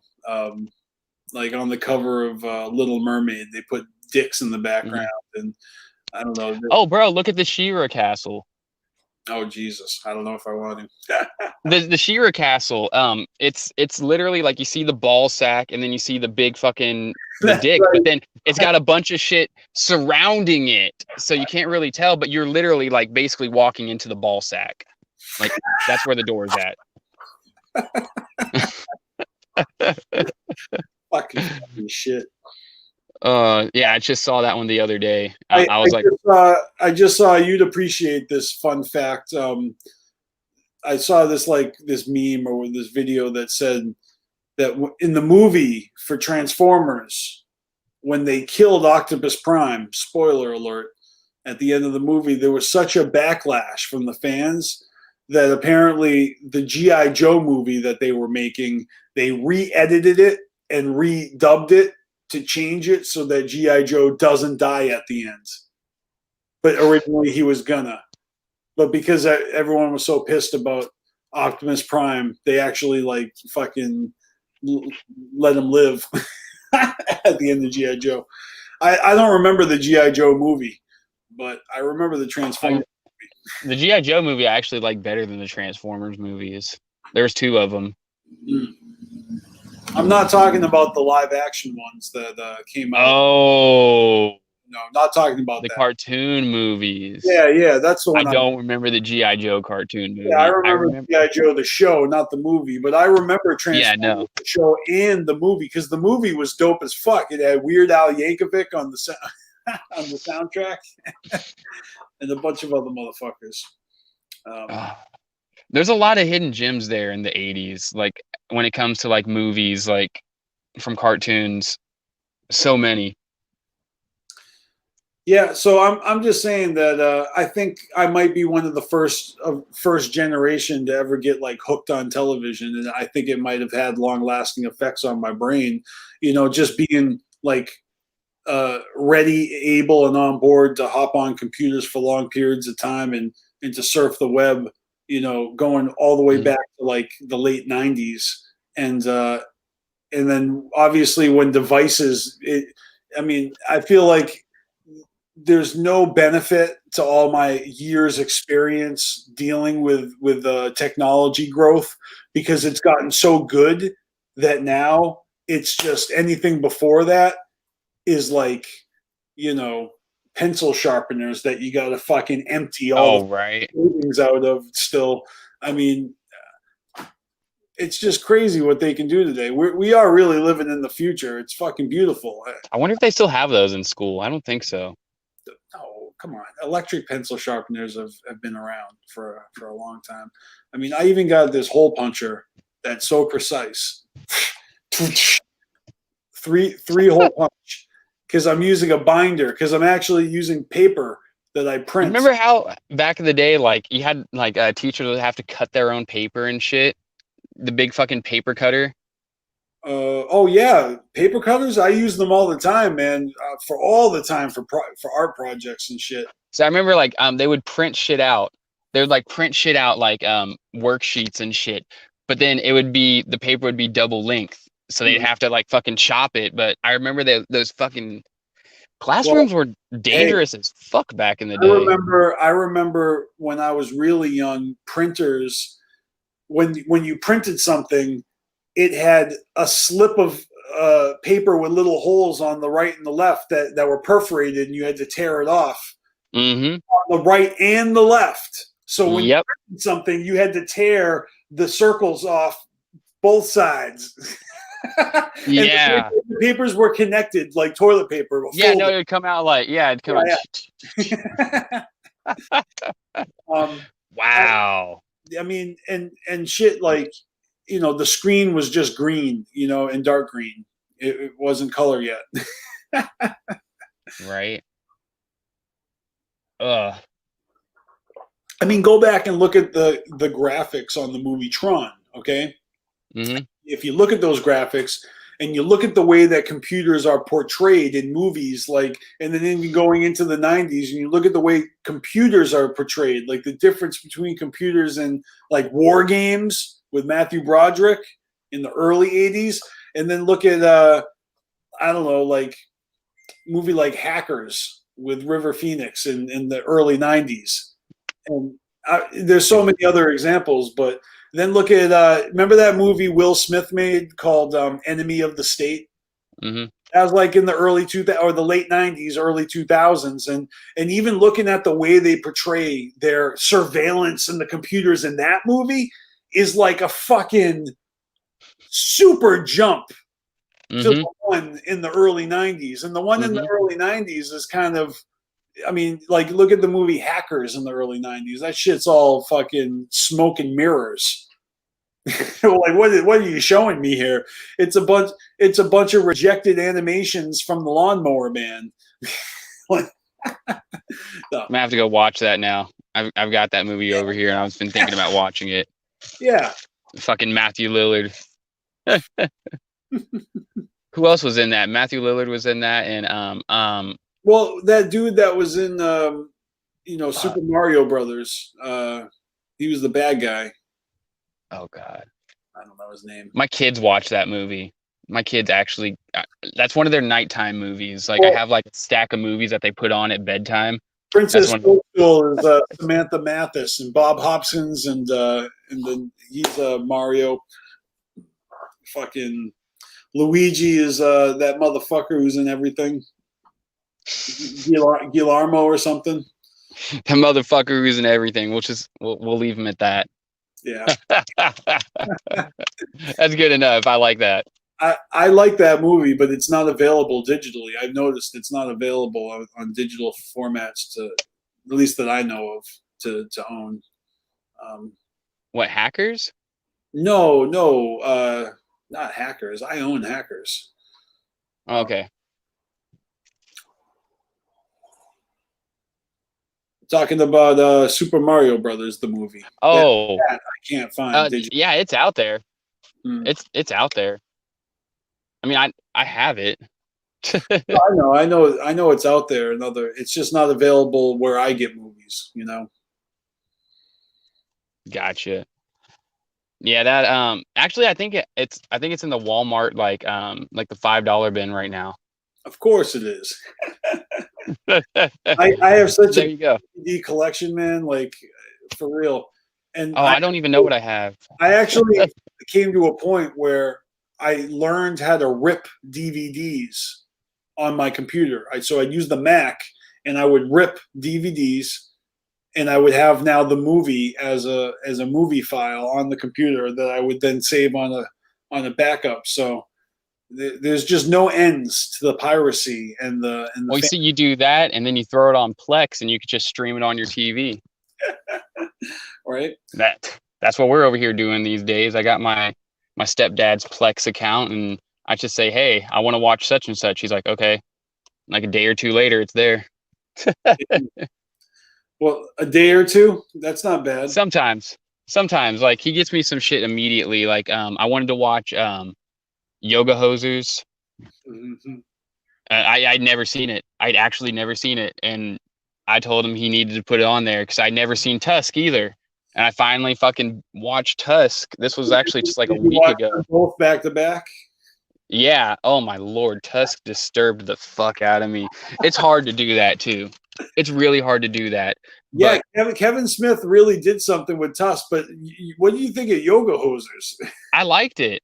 It was him trying to, like, give his daughter like a Jay and Silent Bob type of thing. And it's weird how it's his daughter and it's Johnny Depp's daughter. Yeah. But I thought that was awesome. And I liked it, you know what I mean? And I'm excited to see the follow-up movie, but it hasn't happened because, Yoga Hosers bombed, but it's still like what we were talking about, like passion project. It's something that he wants to make that third movie happen. And I think he said recently that the new draft is like in the works. So I got to say what up to some motherfuckers here. We got the super chat from Insane Clown, $2.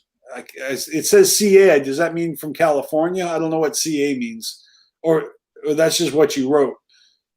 Whoop I'm whoop. saying California $2. Yeah. Oh wait, no, that's Canada. He's got a Canadian.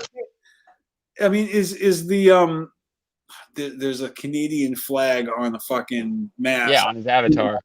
I'm so blind. I'm sorry, dude. Didn't mean to call you Californian.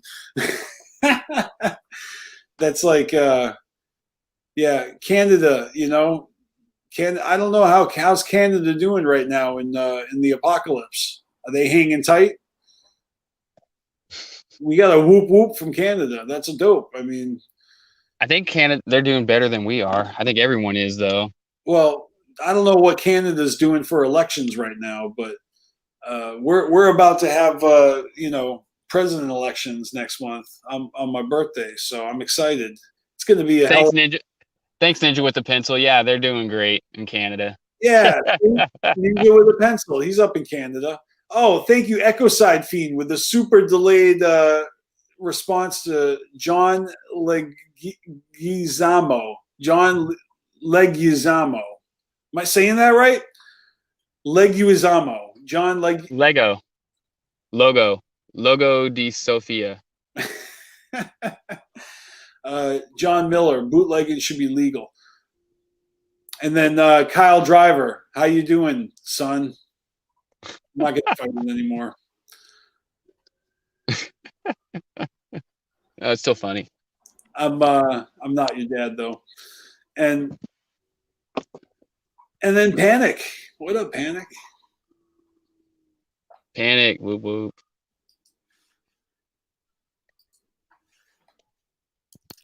God damn. Panik's wanted the link for so long, and I've been completely fucking ignoring it. Send him a fucking link. I haven't talked to Panik in forever. I just didn't know he wanted it. I didn't see the message. I was ignoring it. I didn't have it in front of me. I'm sorry, man. We'll have Panik up on here. He's the shit. And yeah, I'm going to check and see if that beer is cold enough yet, because it wasn't the first time. There you go.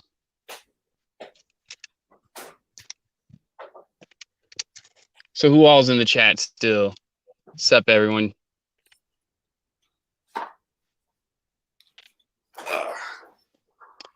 I need a weed refresher. So now that you're back, I'm going to grab some weed because I only packed one bowl. Now I'm finding out Panik's coming in. I got to get more weed. Panik don't even smoke, but we're getting high, like extra special. No, he's getting.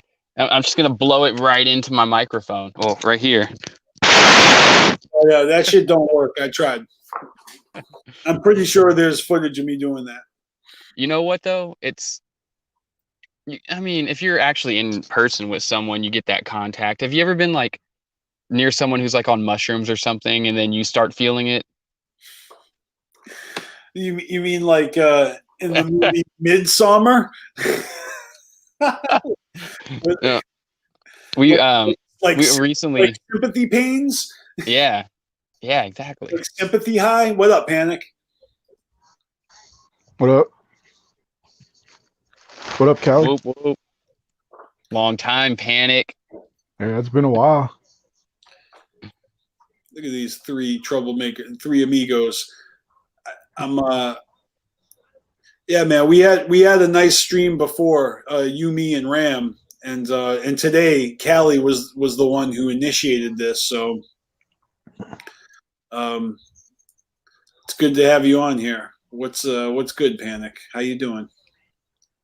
Pretty good, just chilling. I was watching just bullshit all day and surprisingly watching shows or whatever the fuck you want to call it. You're watching shows? Yeah. Well, I mean, I was just watching Attack on Titan. That was about it. That's about it. I don't know that one. It's an anime. That's probably why. Oh no, then I do know it. I thought you meant like a show, like. Oh no. That's a movie, isn't it? No, it's like animation. It's not a movie? No. Oh. It would be a badass movie. Well, maybe there is one. I don't know. There could be. I'm thinking of other shit. Never mind. But that's what's up. I fucking love animation. I love it when they sneak in sexual things in the animation, like subliminal messages and sexual images, like within the frames of. We were talking about that. This is not like it's still staying on the subject of animation, but we're coming up to Halloween. And this is my favorite fucking Halloween movie. What is that one? There we go. It's called The Halloween Tree. Yep, I remember you talking about that before. I'm gonna have to look that one up. It's pretty fucking deep for an animated video or DVD, whatever the fuck it is. It's basically, I don't want to give it away. I guess I could give this away because it starts so early. These kids lose their friend, but they're not sure. And throughout the video, they're learning about how people celebrate Halloween all throughout the world. It's pretty fucking good. But also, it's like, if you grew up in the 90s, you might think it's the shit. If you grew up fucking in the 2000s, you'd be like, this looks like shit. So like me and Callie might like it. Yeah. Even Beastmaster might like it, but somebody who's younger may be like, this looks like fucking shit. All right, yo, check this out. I looked it up. First of all, this movie came out in 93, okay? And second of all, it does look dope. And one of the voice actors in it is Leonard Nimoy. Who's the character that he plays? Mr. Moundshroud.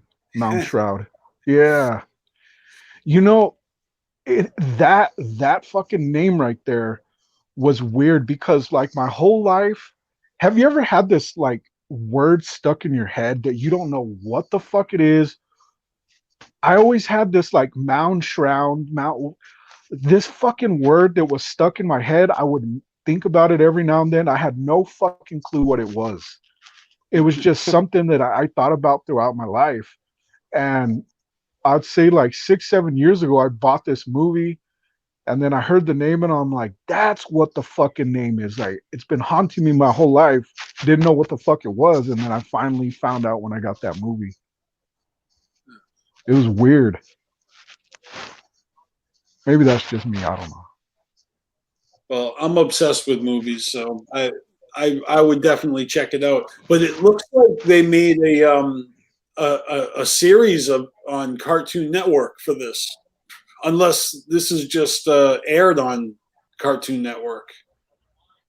They used to show it a lot way back in the day, but then I guess they stopped. No, it says it's made by Hanna-Barbera. Holy shit! Yeah, Cartoon Network has it. That's dope. Yeah. There's even like in the 90s. There was a Scooby-Doo movie that they would show, and it was just it was Shaggy, Scooby-Doo, and that little fool. What was his name? That little dog. Are you talking about Scooby-Doo and the Boo Brothers? Was it Scraps? Yeah. We're like, yeah, Scrappy-Doo. So Shaggy had an uncle that died, and he inherited Scooby-Doo this and the like Boo Brothers. I was mansion. just watching that. Yeah, dude, that one's the shit. That one's awesome. That one. Yeah. And then there was another one with the two of them. It was the Ghoul School. The Ghoul School, yeah, those were the shit. Mm-hmm. I've been thinking about those movies since it was we're gonna be Halloween here soon. I literally just watched the Boo Brothers though, like the other night. That was my late night stoner movie. YouTube. Oh, they have the whole thing on there? Yeah, I think it was one where it was like split up into multiple videos, but there was a playlist and I just threw that shit on. Oh shit. Okay, I'll have to check that out. We watched that, and then we also watched Scooby-Doo and which one was it? the one with the witches, the witch's den, I think. I don't know. The Witch's Ghost. There you go. It's like Scooby-Doo and the Witch's Ghost. We watched that one. Yeah, but Boo Brothers is always like, that's like my favorite one. That one, and then the other one I said, The Ghoul School. Those are my two favorite Scooby-Doo movies. Like, yeah, those are definitely the best. They got crazy ones with like the WWF. They got ones with like Kiss. They got ones with with Batman. Yeah. They got crazy. The old Batman one was dope too. The original collaborations Batman. they've done are insane. I've seen tons of them. The Globetrotters. Yeah, I mean, I haven't seen them all, but I just seen the covers. I'm like, damn, there they go again. The other thing that I like is Disney's A Halloween Treat. I don't know if you ever saw that back in the day. Halloween Tree? A Halloween Treat. Oh, a Halloween treat. I don't know. Yeah, it's just like I don't even know how to explain it. I don't know. I guarantee if I show you what I'm talking about, you'd be like, I'm into all that shit. The first it's Halloween Tree, then it's Halloween Treat. What's the next one? Halloween Tits? Yeah, well, that's whenever it gets a little later on in the night. Yeah. Halloween After Dark. Well, actually, Halloween is after dark. That's when all the kids come out and look for candy. Yeah, unfortunately, it's probably not gonna fucking happen this year. But around where I live, it's fucking like around my neighborhood. It doesn't happen. So I looked up Halloween Treat, and I'm seeing Disney's Halloween Treat from '82. Is that what you're talking about? Yeah. Ooh. Oh wow. I'm gonna look that one up now. It's an assortment of different things. It has like Donald Duck tripping out.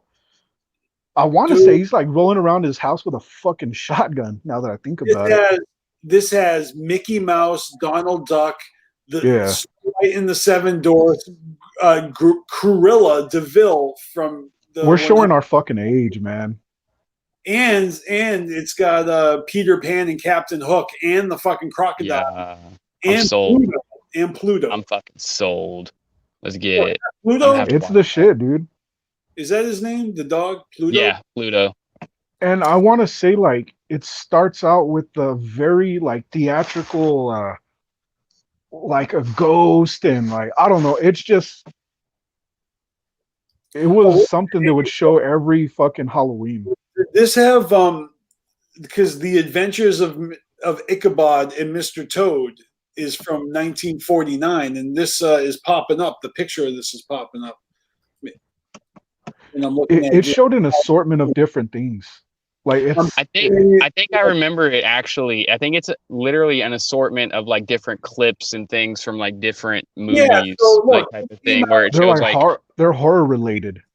This is 82, so they're showing you like this old school fucking like one of Disney's earliest animations from the 40s, and that's the Headless Horseman.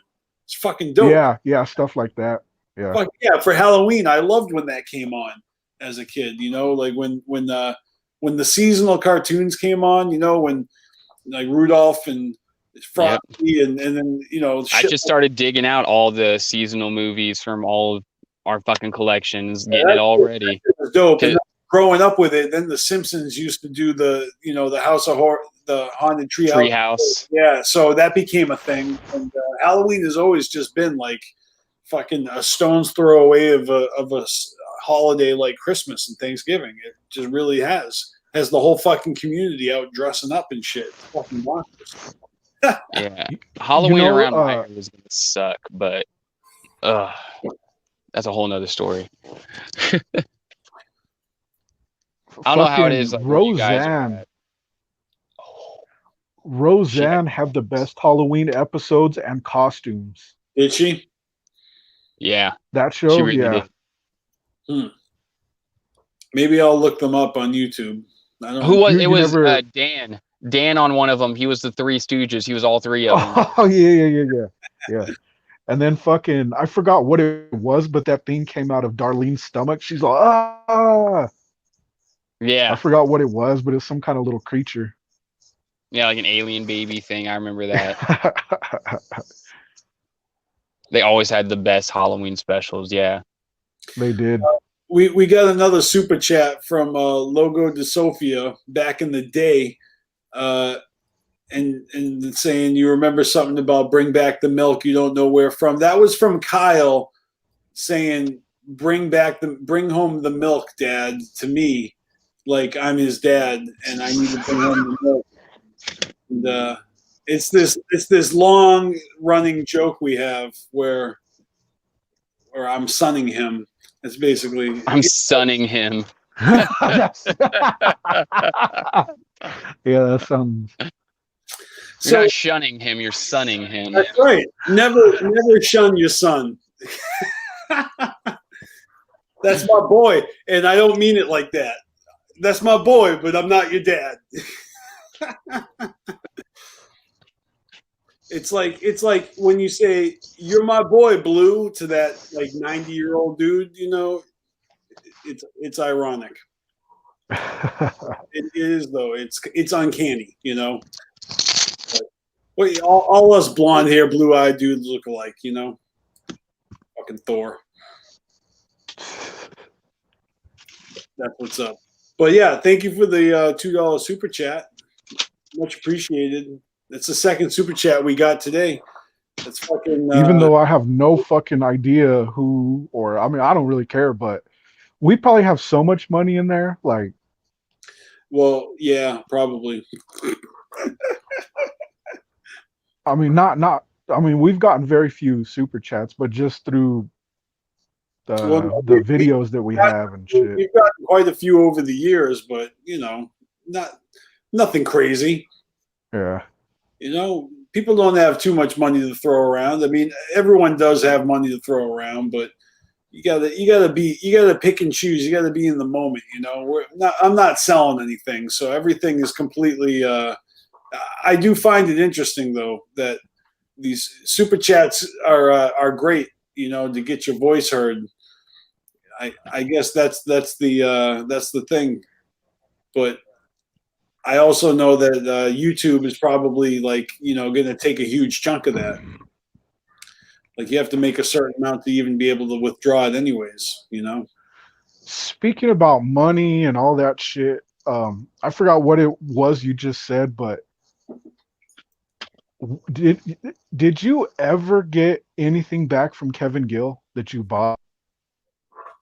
I did. Or are you still waiting? Oh, you did? I did.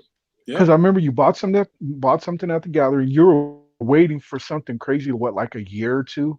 It wasn't at the gathering though. It wasn't at the gathering. No? Or was it at DCG? No, it wasn't in person. Oh, because okay. If it was in person, I would have bought the shit on the spot, right? But yeah, that's true. What it was is I bought shit off his website, indignifiedbastards.com. He has the whole web store there. That's where he sells all his shit. All his KG, all his Kevin Gill show stuff, you know, all his stickers, all his shirts, everything he's got, he sells at dignifiedbastards.com. And so out of all the years that I've been a fan and, you know, and after DCG Con working, you know, with him and everything, I had never actually supported the dude. I never actually bought anything from him. So I decided to fucking make a purchase on his website. I bought like one of everything. I spent like over $50, you know? Holy shit. So how long did it take you to get it though? I never got it. Oh, so you're still waiting then? No, I'm not waiting. What up? Callie Green's back. I'm not dodging the question. I'm just saying what happened is after a long time went by, I hit him up and nothing ever happened. I ended up hitting him up like 3 times. And I think I know what conversation I just walked into. I want to say even Callie made a video. Yeah, well, because it became like I remember something like that. No, he like posted something on his social media and I fucking said something. Yeah. He's like trying to push merch or something. And I was like, hey, so the homie BstMstR has been waiting on his order for like a year now. What's good with that? I never got an answer to why it happens. All I'm going to say is I sent him, like, I think it was the fourth time I messaged him, but the fourth time I messaged him, I was very angry about it, and then he refunded the money. Oh, okay. Well, I guess at least you did that, I guess. Yeah, like I was Mr. Nice Guy 3 times, and then finally on the fourth time, I was pissed. But listen here, motherfucker. Granted, this was like a year and a half later, so like I would wait like 3-4 months, you know. Well, and I waited. Not only that, but take into consideration how much money you spent too. It was some ridiculous amount. I remember. It's stupid because it's not even a big deal. But he is, you know, flossing and doing his thing, promoting himself, trying to sell shit. I'm like, hello, you're trying to sell shit, and like I bought shit, and you know. I never found out why I didn't get my shit, but it just sucks because I've been one of his biggest supporters. Like, it's right, like, dude, we get it. You're in California, fucking doing commentary. You're overseas in Japan, fucking Gomendasai and all that shit, dude. What the fuck? You're over here trying to, and that's I unfriended him because of that shit. Like, I haven't seen his shit in a long time. Because he was over here like playing Mr. Good Guy, but I knew the fucking real shit that he wasn't. I almost felt like putting, you know, buy at your own risk because you could be waiting for a long fucking time. Yeah, it sucks because I don't know who else was trying to even buy his shit. Like, I wonder if I'm wondering if maybe he didn't even have that merch anymore and he just forgot to take the website down. You know, like if you run out of inventory but your website is still there and you don't even fucking take it down. Because out of the blue, randomly, you know, I just decide to purchase like all this shit. And what are they asleep in the office? Like, I'm thinking that it's a small operation anyways, and someone wasn't checking their email, or there's got to be a reason why they just were like, no, fuck that fan. And it's like, it's me. I'm the fan. I'm the one that likes KG enough to want to buy a bunch of his shit with his name on it and his little fucking hatchet man with a microphone. Like that's cool. It is cool. I like that shit, and I wanted to rep him, and I wanted to rep him on Carnival Spirits, and he fucked that all up because he didn't. There was probably one specific thing out of the entire order that he didn't have. You know what I mean? Yeah. Like he had everything, but just the one fucking decal or because something. That shit has happened to me before, where like there's like one specific thing I want that they don't have in stock, and they have to like figure out how to get it so they can send me everything. Well, let me tell you, I've had that happen. Panik, I know what you're doing. All right, I see you. I know you're just trying to trigger me, so I get all worked up on video, which I am. It worked. But I'm just telling you, I see you. I know why you asked me that question, and you're welcome, everyone. You just wanted to see me get heated for a hot second, but I'm cool now. No, I forgot. Like, I got my money back. AG gave me a refund. Like, he actually sent me the money because he couldn't give me a refund through Dignified Bastards because I don't know what's going on with Dignified Bastards, but I sent him screenshots of my confirmation of purchase. I had a confirmation number. I mean, the whole thing looks legit on the outside, but something was wrong in the inside, you know? And I know shit happens. Yeah, I don't know. Like, something reminded me recently of it. I think somebody had, or I saw something about his podcast, and I'm like, damn, I haven't thought about that motherfucker in a long time. After that, I completely just kind of whatever. Yeah, and I totally agree with Logo de Sophia that I doubt he was trying to give me the bone. It's just like it's an unfortunate mishap where, you know, I try to show my patronage. I try to actually fucking support the motherfucker, you know, and it's almost like that bundle. I was buying a bundle and I was planning on like doing a giveaway, and it was going to come. I remember that you had shit in there to give away too. Right. Well, I overbought. I bought like one of everything. Do I really need all that shit? No. But I was doing it. I was going to share with Carnival Spirits because we were going to put out the videos of us working with him at DCGCon, right? So there was going to be a whole thing. I mean, you know, there's fun ways to tie in the giveaway with a video, and we're going to put out the footage. Isn't Scotty still sitting on like a video that KG did with AXE or something? Dude, everybody's sitting on mad shit. Brooklyn Menace is sitting on mad footage from DCGCon that has not been released. Mad footage. Scotty Balls, yeah, I think he's sitting on footage of like an interview with Axe. Yeah. An interview that KG did with them, and somehow Scotty has it because I think he sent it to him to like do his animations and stuff. And, or no, not even that. Not even that. My bad. I'm totally like fucking up the story. I think he was just sending it to him to help him like format or edit the video because Scotty Balls is like one of the only people he knows who has the ability to edit video. And so he's just like, help, someone help me for free. And Scotty Balls rescued him. That was kind of the other thing that really got to me about him. He's always asking for free shit. Hey, anybody that's going to this show, y'all got a ticket y'all hook me up with? That's why I said it that way, because it's obvious. Like, he does that all the time, and like obviously Scotty is like, you know, the man, and he hooked up me countless times with animations or not even that, but just like computer shit. Like like he hooked him up, man. He's a good guy to have in your corner, and KG knows a lot of good guys. I mean, he's like a networking, you know, speed freak. You know, he's running around like Speedy Gonzalez, like, "Hey, how you doing? Nice to meet you."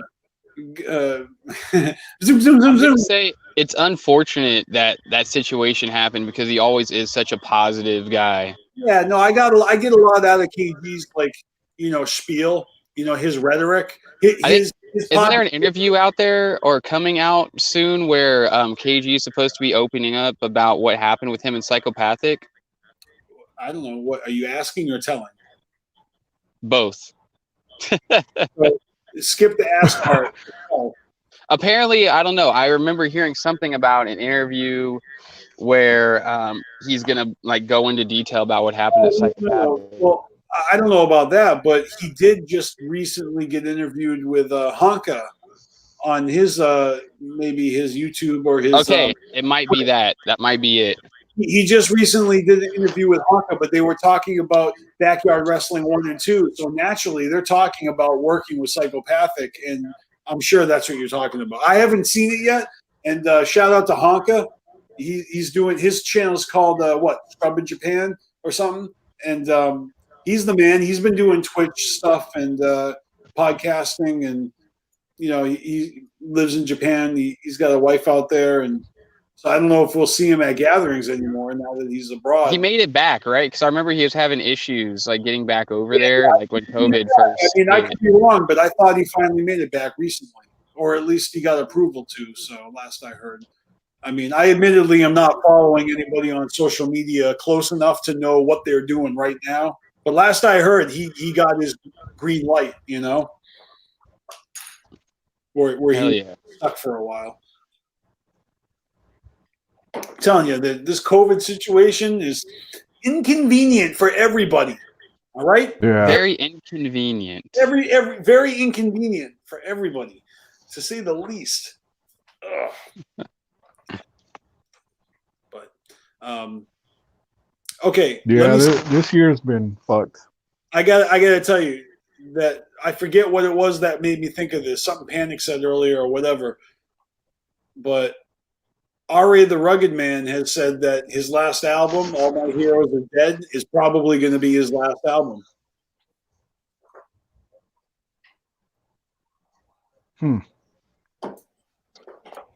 All right. See, I can't talk much about that because I've never really been big on RA.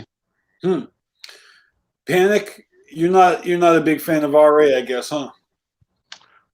I can't say I could tell you one song of his. All right. I will say the only thing involving RA that I was excited for, which it's almost like it's kind of like the Light situation. He found that kid Afro. Yeah, he did find Afro, and Afro's. And we've been waiting for years for a fucking album, and it's just like, you know what? I'm tired of excuses, man. I don't want excuses no more. So wait, you got you're tired of waiting for RA or Afro? he was supposed to come out with an album, and the motherfucking album never came out. Afro? Yeah, as far as I know. I mean, it could have been. I got tired of, so I just like. He put out an album where it was like him holding a cat, and the cat's head was on his body, and his head was on the cat's body, and that's like the album cover. Have you seen that album came out? True story. I don't know. I probably had left by then, but that's the cover of the album. Hey, I know what you're talking about, though. There comes a certain point where you just, it took too long, and you just hop off the train. Oh, kind of like Light. Like, whenever it finally comes out, I mean, I'm sure it's a good thing, but hey, that's the harsh reality. That's the harsh reality. So, but RA. Have you guys heard that Sawed Off yet? Have you heard the Sawed Off album yet, though? No, not yet. Check it out. Not yet. It's good.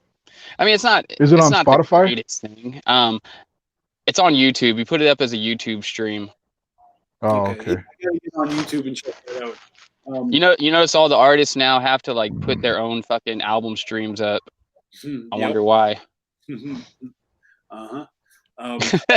use Spotify a lot, so if you guys who watch me, I mean, shit, there's over a dozen of you watching. If any of you guys remember me saying that I started listening to the Wu-Tang Clan album and all of the Wu-Tang members like in chronological order, that was a couple weeks ago. Since then, and I only do this like when it's convenient, when it's time to listen to music. So, but I also haven't stopped listening to other music, so I squeeze it in here and there.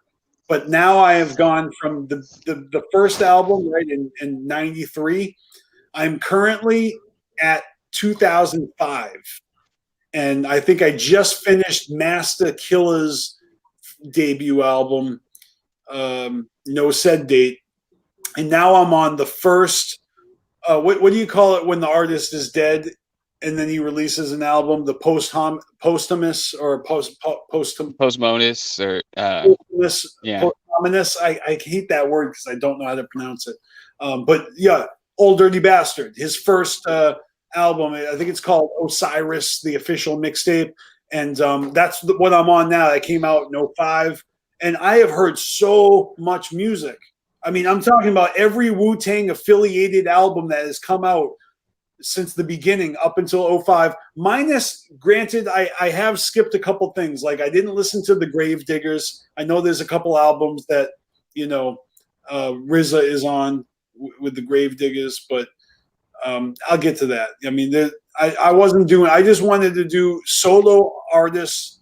And Wu-Tang. Man, you just put me onto a weird fucking thing that I'm gonna have to do now because I've never thought to do every single Wu-Tang release like that. I had to go and look and see like when were these albums released, and then I actually made playlists on Spotify for each year. So from '93 all the way to now, and then I just started putting the albums in the proper year that they belong.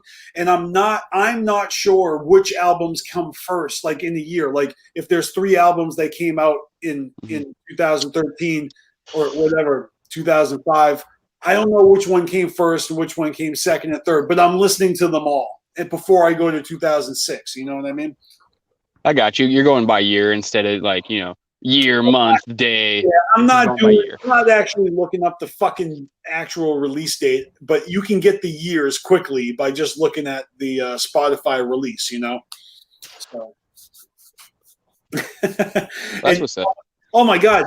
Like I'm learning what I love and what I don't love so much about Wu-Tang. I mean, I'm just saying I got my favorites, there's a lot to take in. Everything is so different.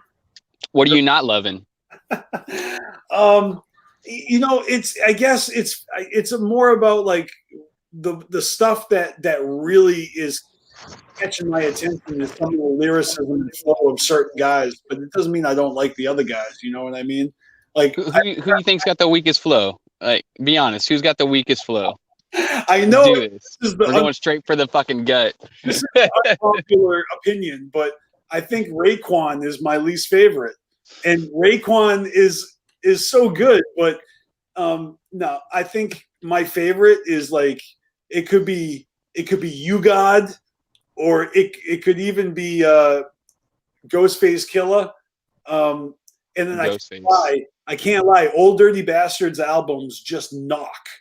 Like Old Dirty, like all the albums that came out in the 90s, when Old Dirty Bastards album came on, Osiris was... It made me move, like, more than the other ones. I'm just saying, like, both of Dirty's first two albums were fucking bangers, man.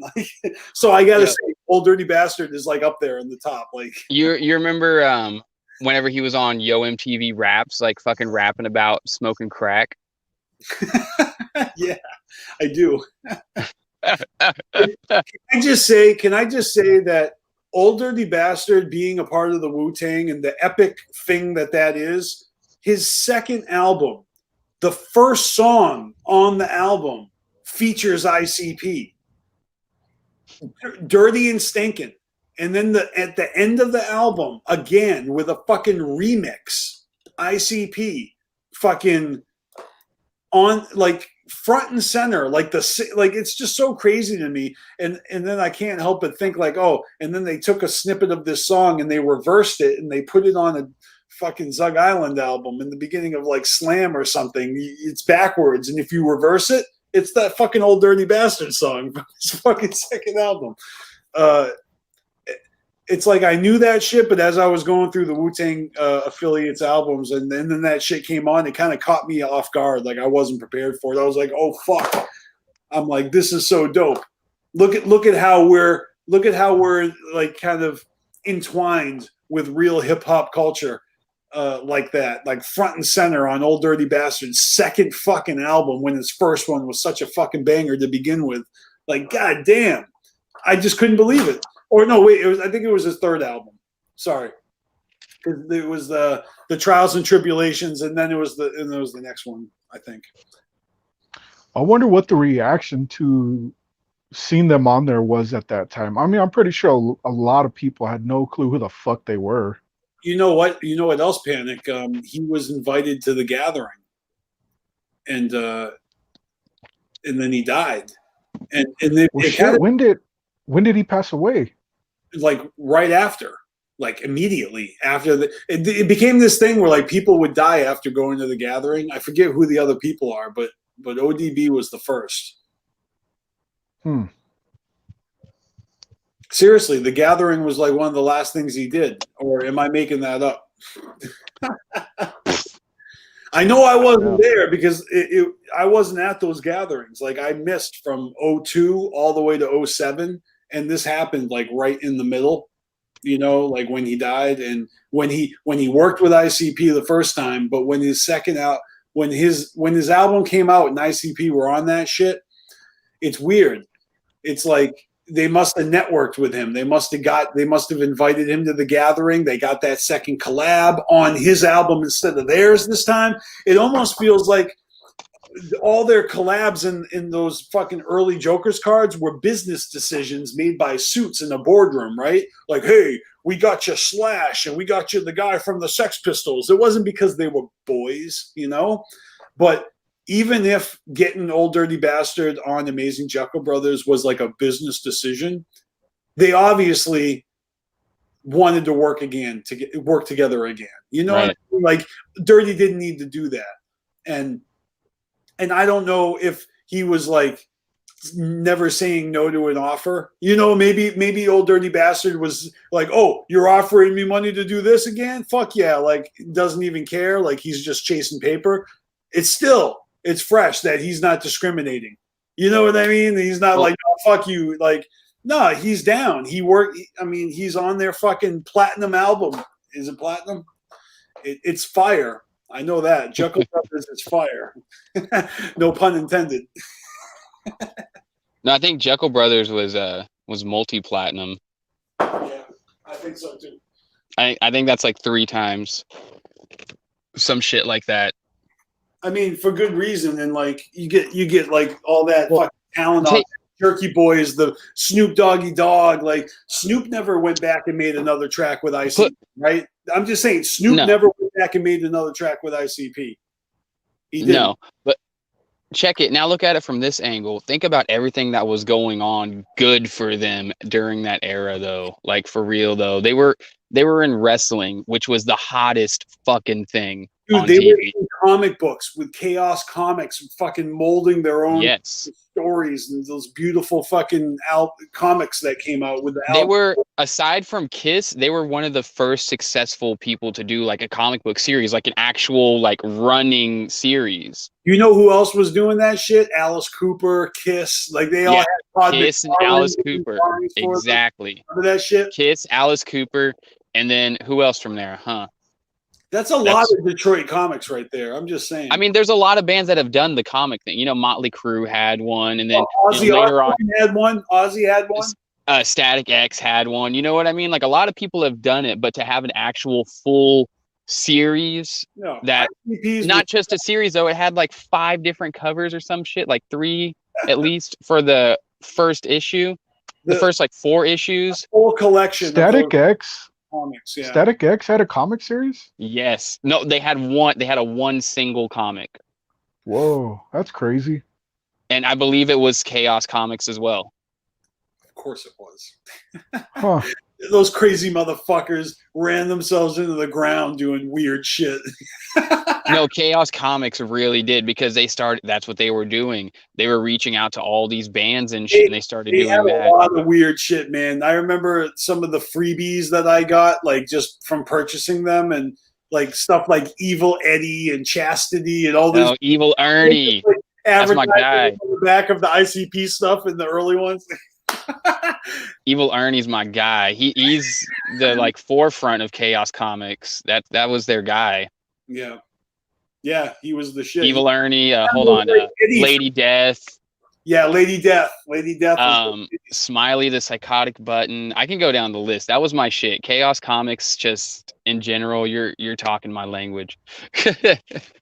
I think we got here from Panic bringing up Disney's Halloween treat, which is funny because, you know, the Headless Horseman and all that shit. It's just there's no lack of substance in Halloween and all this spooky shit.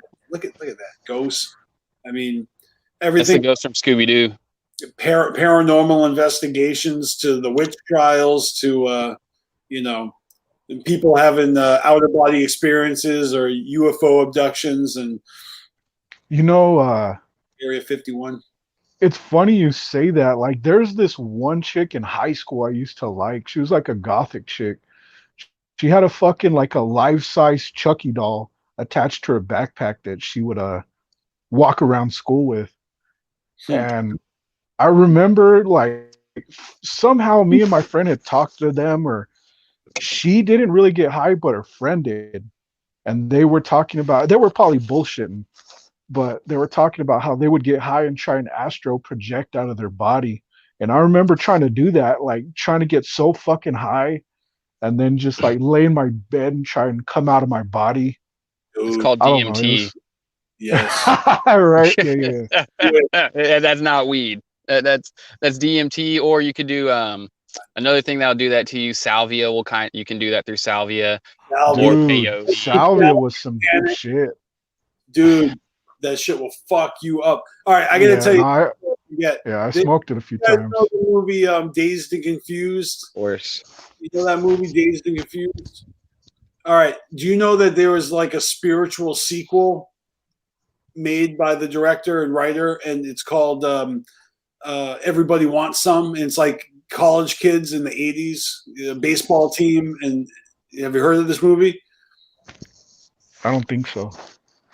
Well, it's the same director as Dazed and Confused, and he made like a sequel. It's not a real sequel, but it's like that was high school. Loose sequel. Yeah, he made a college movie in the same vein, and it's set in the 80s. Anyway, these guys are sitting smoking weed, and they're smoking a bong, and it's the 80s, and they're having a real cool, funny conversation, like about, you know, like well, what if you had a tail? What if we had tails? You know, oh, that'd be so cool. They're just getting baked, you know, talking about having tails. The other day, sorry, this is gonna make sense. You guys are like, what the fuck is Beastmaster talking about? I heard that the singer Kesha, when she was born, she had a fucking tail, and they cut it off. And why would you cut it off? I don't know, but they did, and now she's like mad about it. She's like, she wishes they left it on because obviously, yeah. Imagine if my kid came out with a tail, I'd keep that shit. Imagine if Kesha had a tail. She would have been the biggest fucking star ever. And she was already pretty big, but oh my God, throw a tail on her. I remember like shit right hearing, there. I remember hearing shit like that on like shows, you know, like that 70s show or just shows where they would talk about people having tails. I always thought, I was like, oh, that's just their way of saying hermaphrodite or some shit. I didn't think they were talking about a real fucking tail. Yeah, like they're just being like PG about it. Like, yeah, that's what I thought. No, man, that's funny. Real tail, like your spine having some extra fucking nuggets at the end that get smaller, like a fucking tail coming out of your ass. That would be weird. Yeah, I mean, that would try, like, I don't know. I'm like sitting here right now and I'm trying to imagine like trying to drive or something with the tail. Yeah, but evolution doesn't fucking know what we've done with our sitting. Human beings aren't supposed to sit down. Our bodies are not meant to sit on our asses in chairs. That's not natural. We're animals. We should be squatting on our fucking hind legs on all fours. That's our natural fucking position. Not sitting in a fucking goofy chair with a tie. We are way beyond the pale, like just begging to be taken out by robots because we don't even know how to fucking be animals. Oh fuck. I'll stop that Beastmaster rant before I go further. I'm just saying, if we that's tails, a pretty deep rant. If we had tails and we were happy, they would be wagging. Okay. Beastmaster, I'm still on some what the fuck shit to how we got here now. No, the whole tail thing didn't make sense. You tried to make it connect. No, it didn't. It made perfect sense. He said, you suckers haven't seen this great movie that has a scene where they're smoking weed. Oh, I know what it was. They were trying to do telepathy. They were trying to read each other's minds. They're getting high, and they're like, read my mind. What am I thinking of? And he's like, having a tail? And he's like, no, I was thinking of sharks. And he's like, but sharks have tails, man. And it was like, oh, I wish I had a tail. And I'm like, Kesha had a tail. She was born with a tail, bro. I just found that out like the other day. That's my point. And that's how I tie it together. Fight me. All right. You know, I had a friend like that who we'd get high and he thought we're all thinking the same thing. And I'm just, I don't think so, man. I don't think they so. They were legit just trying to like see, hey, let's just try to do some telepathy. Let's see if we can. All right, ready, Callie? What am I thinking? Don't tell me. Don't say out loud. I might have an idea of what you're thinking. Yeah, I'm not going to talk out loud. You're on this whole Kesha with the tail thing. What if you're thinking about chicks with dicks? You're the only one, man. I'm talking to you, Panic. How did I get in? Oh, yeah, because you thought. I brought it up. You're the one that said, I thought they meant dicks. I was a teenager. What the fuck did I know?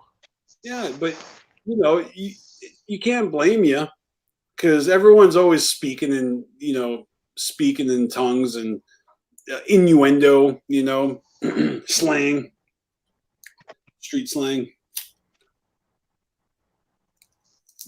TV metaphors. It's like the censors. Like I remember when ICP said that the record label or whatever, the censors would like not approve certain lyrics. Then they go back and change the lyrics. And sometimes it would be even worse. They're using slang, but it's even more offensive, and it would pass. Just because they're not the actual offensive word. But if you actually understand what they're saying. It's That's the way same more reason why like cartoons are able to get away with some of the shit they were able to get away with. They could say weird shit because kids didn't understand it, and it technically wasn't saying, and it was, you know, hinting at things.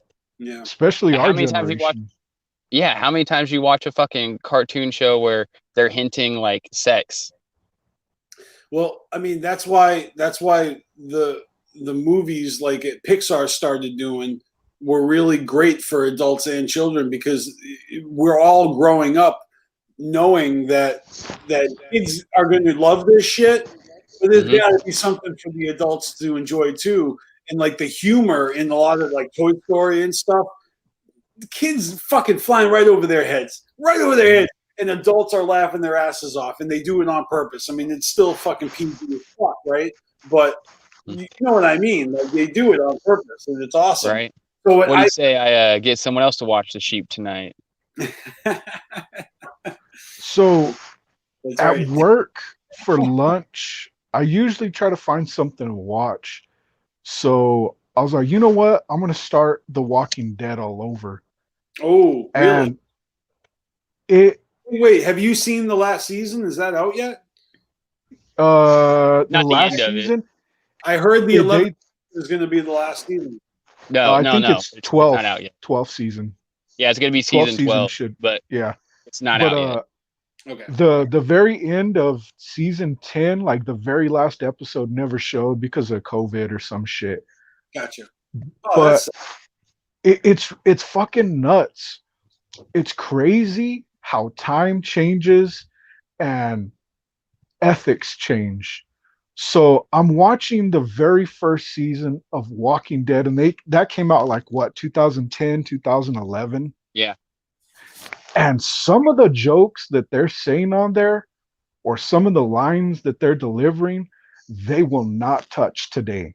Like they were showing that Merle was like a Nazi, and he was like saying racial jokes, and they were making fun of Glenn because he's Asian. They're all, don't let him drive and all this shit. And I was like, whoa, they won't touch that today. They won't do that now. Like in less than 10 years, everything flipped. And that, I'm like, damn, hey, that's fucking crazy. They just passed a thing in California where I think it is the production of gasoline cars after a certain year will no longer be legal. Like making and selling cars that are gasoline, I think it's like 15 years from now. That's the cap. Really? That's not a long time to phase out gasoline cars. So they're doing that in California. That's crazy. I feel like 15 years. I feel like they just want to kick y'all out. Like, dude, there's so many comedians that are leaving California. I've been seeing California. Dude, I've been seeing like more California license plates around here. Like people are leaving that fucking state right now. We were actually talking about moving. California's gotten really weird. Like that's what I've been hearing. That it's become the homeless problem has become almost unbearable. So when it comes to Los Angeles, becoming like violent and shit. It has become unbearable in Los Angeles because LA recently, like I think beginning of the year, like they passed a bill or something where the police were no longer allowed to fuck with your shit that's sitting on the side of the street. So homeless people are literally allowed to set up their tents like underneath like fucking freeways and shit and just on the fucking street. So you'll be on Hollywood Boulevard, right? All nice and everything. You go the next street over and you have to walk in the middle of the road because the sidewalk is nothing but tents. And not just tents, but I'm talking about the most elaborate fucking tweaker shit you've ever seen.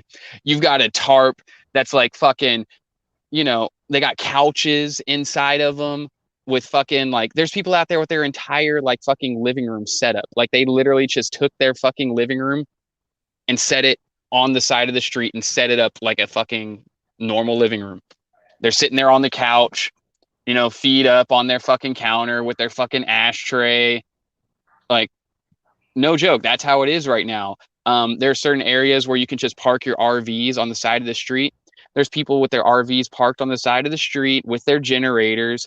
Right across from where my homie lives, that whole street, that's exactly what it is. And we're talking in Burbank, California, like on the edge of Burbank and North Hollywood. Like, Right. it's crazy. It's crazy fucking shit.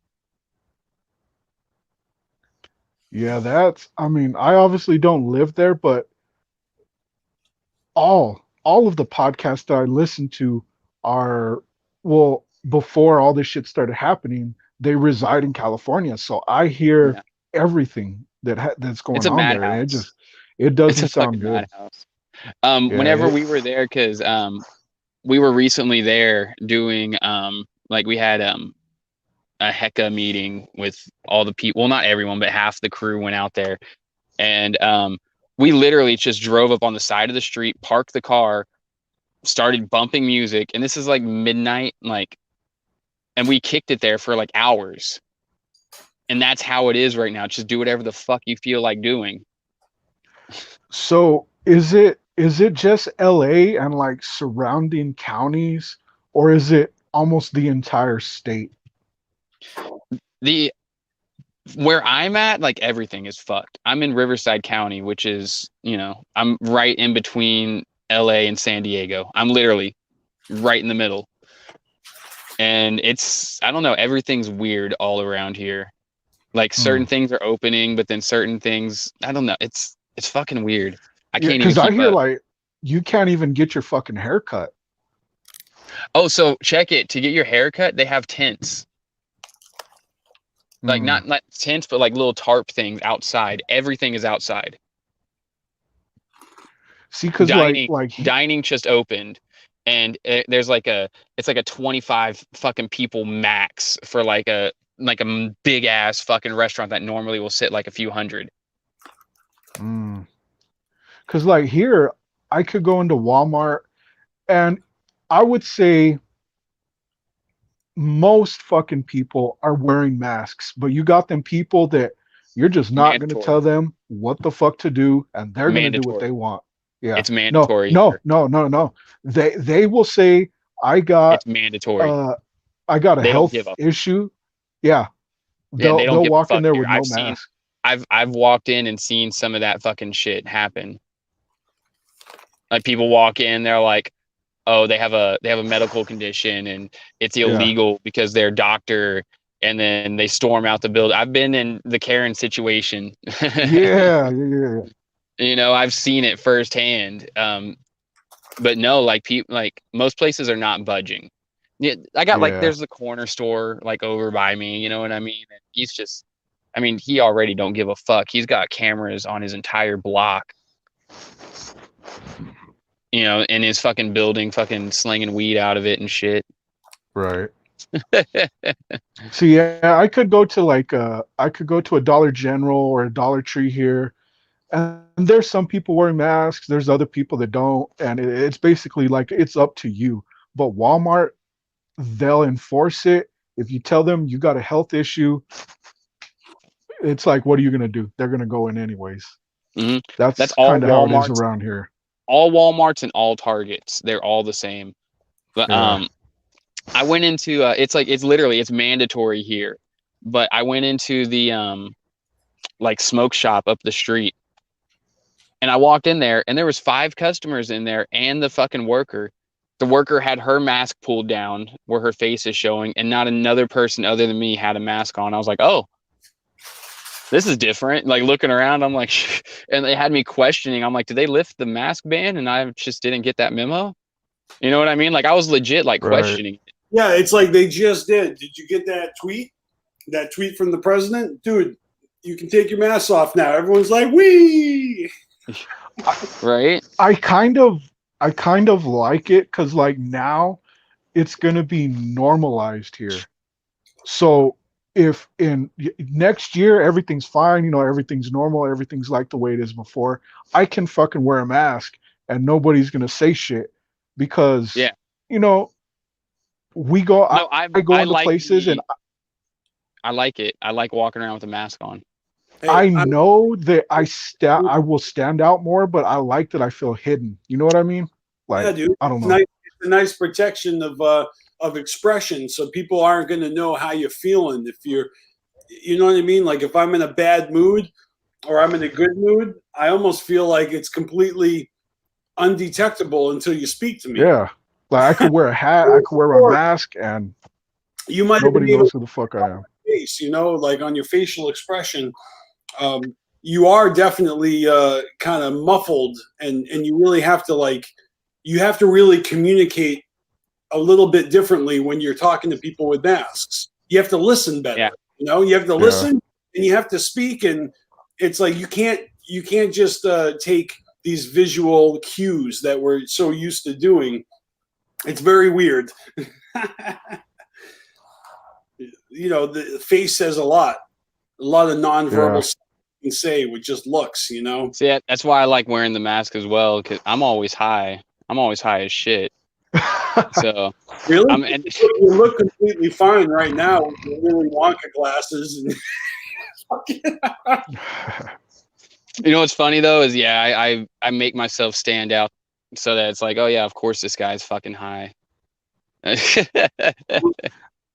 Another thing that I like is that like when you go to the dentist or any kind of doctor's office, you don't go inside until you're coming up next. I'm like, fuck yeah, like no more waiting in the fucking office. Hell yeah. I like that. See, I need to They make need an to keep appointment that shit. now that you brought that up. I need to make an appointment. Yeah, I need to make an appointment. I need to make a dentist appointment. Gotta get on that. Yeah. But if in the next couple of minutes a weird alarm goes off, it's just me and my alarm. So don't worry. Okay. I'm just cooking up some poppers in the oven, and I'm gonna. Ooh. I got some jalapeno poppers and some blue cheese dressing, some sauce that I'm gonna devour in probably the next 6 minutes. Whenever we're done with this, I'm gonna have to go make mozzarella sticks now, and I don't know. I'm gonna watch something. How long have we been going? Do you know? We're getting close to 3 hours. Oh shit. Yeah, if you guys want to wrap this up anytime, it's fine with me. Like I said, I'm cooking already. I'm pretty much I'm very satisfied with our hang today, but at the same time, I'm not trying to kick you out. Like for all I care, keep going. Thank you for being available today. I woke up with that itch. You know what I mean? Like sometimes, like it's like I gotta make content. Well, we don't always. Our schedules don't always allow it anyways. So the fact that we're both free at the same time, first, is a minor miracle in and of itself. And secondly, it's just good timing in general. Yeah. Hell yeah.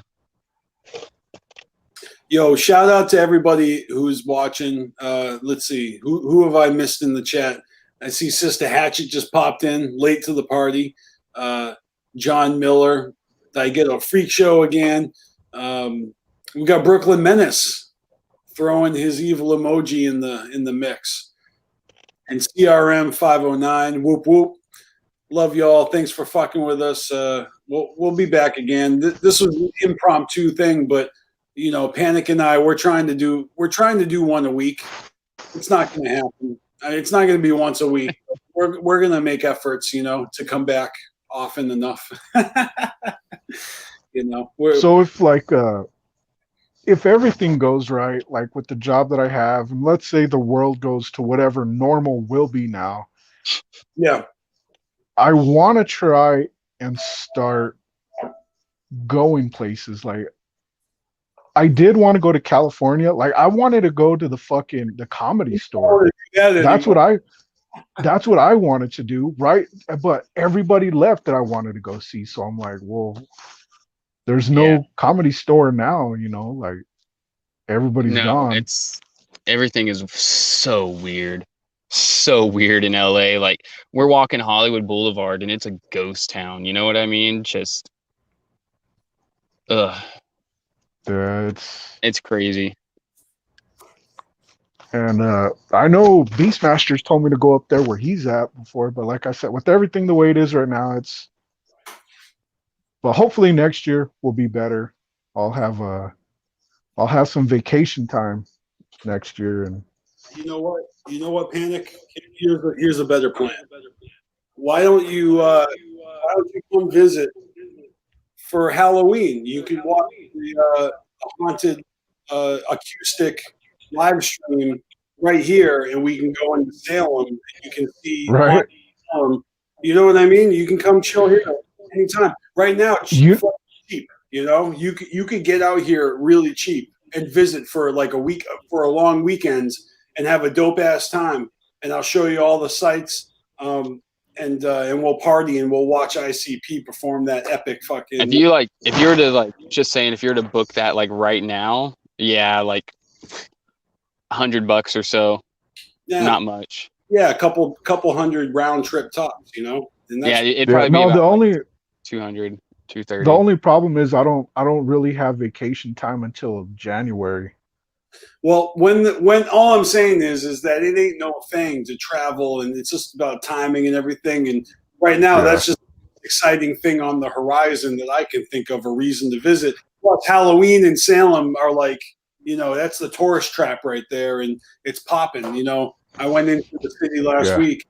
It's a little city, it's a little town, but you know, it's full of people, and it wasn't actually too crowded where I didn't feel comfortable. But everyone was wearing masks. Not everyone, but everyone was wearing masks. The store weren't allowing too many people in there at once, so it was pretty good. I mean, you know what, TJ, you've inspired me. I'm gonna have to figure out how the fuck I'm gonna get to watch this stream. How am I gonna do that? You got me. I'm gonna figure it out now. Thanks, TJ. No, but this is the first coin of the 5 coins. So if I were to like give up on that so easily, you know what? This one's an easy exactly. Coin. It's an easy coin. You don't have to. I want at least one coin. I want at least one coin. You know what I mean? I know I can buy one on the fucking Psychopathic Museum in 6 months for like, you know, $100 or whatever. Like, look, to have the coin, that's definitely a perk, because when the next coin becomes available, I'm going to weigh the possibilities realistically as they are, coin by coin. You know what sucks? You know what sucks? It's very convenient for me. This sucks for people that have like big families, because check it. If you got like 3, let's say, you know, you and your wife, right? I know what you're going to say. Yeah, in order to get both coins, you have to fucking buy both. Just because you're getting the live stream doesn't mean that, So it's like, you know, household. That's the thing, is a lot of people are gonna be like, oh, I'm gonna get to watch this, and then when they get there, you know what I mean, in order to get like 2 sets of fucking things, you gotta I bet it's the coin gets you 2 people. I bet like you got to have like a +1 on something like that, I think. Am I wrong, or am I making that up? I don't know. You could be making that shit up. We're family, bro. I am making. It's like you're gonna mingle in with other juggalos. If your closest homie didn't fucking buy that, then he's not part of the club. Fuck him. So what I was thinking, like, because you get it live stream, but if you're one person getting a live stream, but you cohabitate with someone who also is watching your live stream, that person can't get a coin. And obviously, if the goal is to get a coin, that means you have to get 2 Patreon followings to earn 2 coins in one household, which is completely bass-ackwards. But if you want the coin, that's what you have to do. You have to both follow them on Patreon, even though you're only going to be watching on one of y'all's accounts. Yep. This is what you do. Now you give away that other made up account to someone else. That's what. Here you guys go. You go, ninjas. Donate a Patreon. That's the new hashtag. Donate a Patreon. It's like renting it. It's like, oh my God. I hope someone doesn't get really rich off of this, but you could treat it like an Airbnb and like just share the login and link with everyone. Is that going to work? I don't know, but check it if you were to like $17 and I'll give you the password, but it's only right of the event, and then the next day the password changes because you got to pay for the next fucking. You know what I mean? On Monday it was 17. Now on what? All right, that's what I'm going to do. wait, aren't they only give? Wasn't there only a certain number of coins they're supposed to be giving away to people or something? Like the first so many or something? This is complete. Like I already speculated that even if the whole Ultra Live Monster 5 thing is completely a wash, they probably still manufactured all those first rounds of coins and they need to get rid of them somehow. So this is happening, whether or not this is happening. You feel me? Like, like we don't really know if the second coin is ever going to come. Okay? I'm just saying. Okay? But they were going to do something and they probably made the first coin. But do you think they made all 5 coins already? Like all of them? Wait. So you're saying there's a treasure? I'm gonna speculate maybe that the first coin. Why are you trying to win these coins when you could fucking steal these coins? Who's trying to heist these coins? Where is it? Is it? Where are these? I'm gonna speculate the first coin's gonna tie into the new Joker's card. Maybe. But that makes sense. If all the coins come out in the span of the first Joker's card, then what? Maybe the last coin will be in the Joker's card. You know what I mean? Unless the Joker's card is out like right now. This is what I was thinking. Is that so you join? There's people that can't join Patreon, whatever. It costs too much. Who says that at the end of the month they're deleting everything? You know what I mean? So, Joey Diaz. Maybe you could sign up and then you get access to all the streams. That are there. So Joey Diaz, a comedian I follow, started Patreon like 2 or 3 months ago for $1, and that's cheap. Whatever. I just didn't care to join at the time, so I joined. I'm watching all his backlog shit. So everything. Yeah. So just because you can't do it now, I mean, unless you're that determined that you have to watch it when it comes out, somebody's going to have it somewhere. Someone's going to be doing it. Boy Blue's going to fucking have a fucking crazy situation going on where he's like fucking filming it off of someone else's screen. He's going to try to. It's all getting recorded. Something's going to happen. Shout out to the Boy Blue. Dual stream it and add their commentary, like, but that's the thing is if you're actually going to pay to do this, are you going to be that dick that's going to leak it? I don't know. I mean, I think that somebody will to live tweet it. I will volunteer to try to live tweet the Peep Show. I will have Twitter and I will log into Carnival Spirits and I will, if you guys want, I'll take fucking screenshots or something. You know, I'll share snippets. I'll fucking tell you guys what's happening. You're going to be live streaming that shit to us. What are you talking about? I don't know. You're going to open up like the Facebook fucking live stream thing and you're just going to fucking go off of there. Directly to the group. Just Carnival Spirits group. Fuck everyone else. But yeah, no, I'm just saying that after October, there's a chance that it probably will stay up, pay for it then, and then watch it. Well, that had not occurred to me, Panik, and now that you mention it, it actually makes the most perfect sense, and I don't see why that wouldn't just be now another income for ICP, the Patreon, and if you want to come and see, like, so if they do this now for Hallowicked, who's to say they're not going to do it again for Ballas? And so therefore, if you're already signed up, or if you continue, like if I decide not to pay again in November or December, whatever, if I stop paying because I saw what I wanted to see and I'm done, well, then I don't get to see the next one. Oh shit, it's my alarm. But yeah, I feel it. I mean, they're doing with the channels that they have available to them. They utilize eBay. They're utilizing Patreon.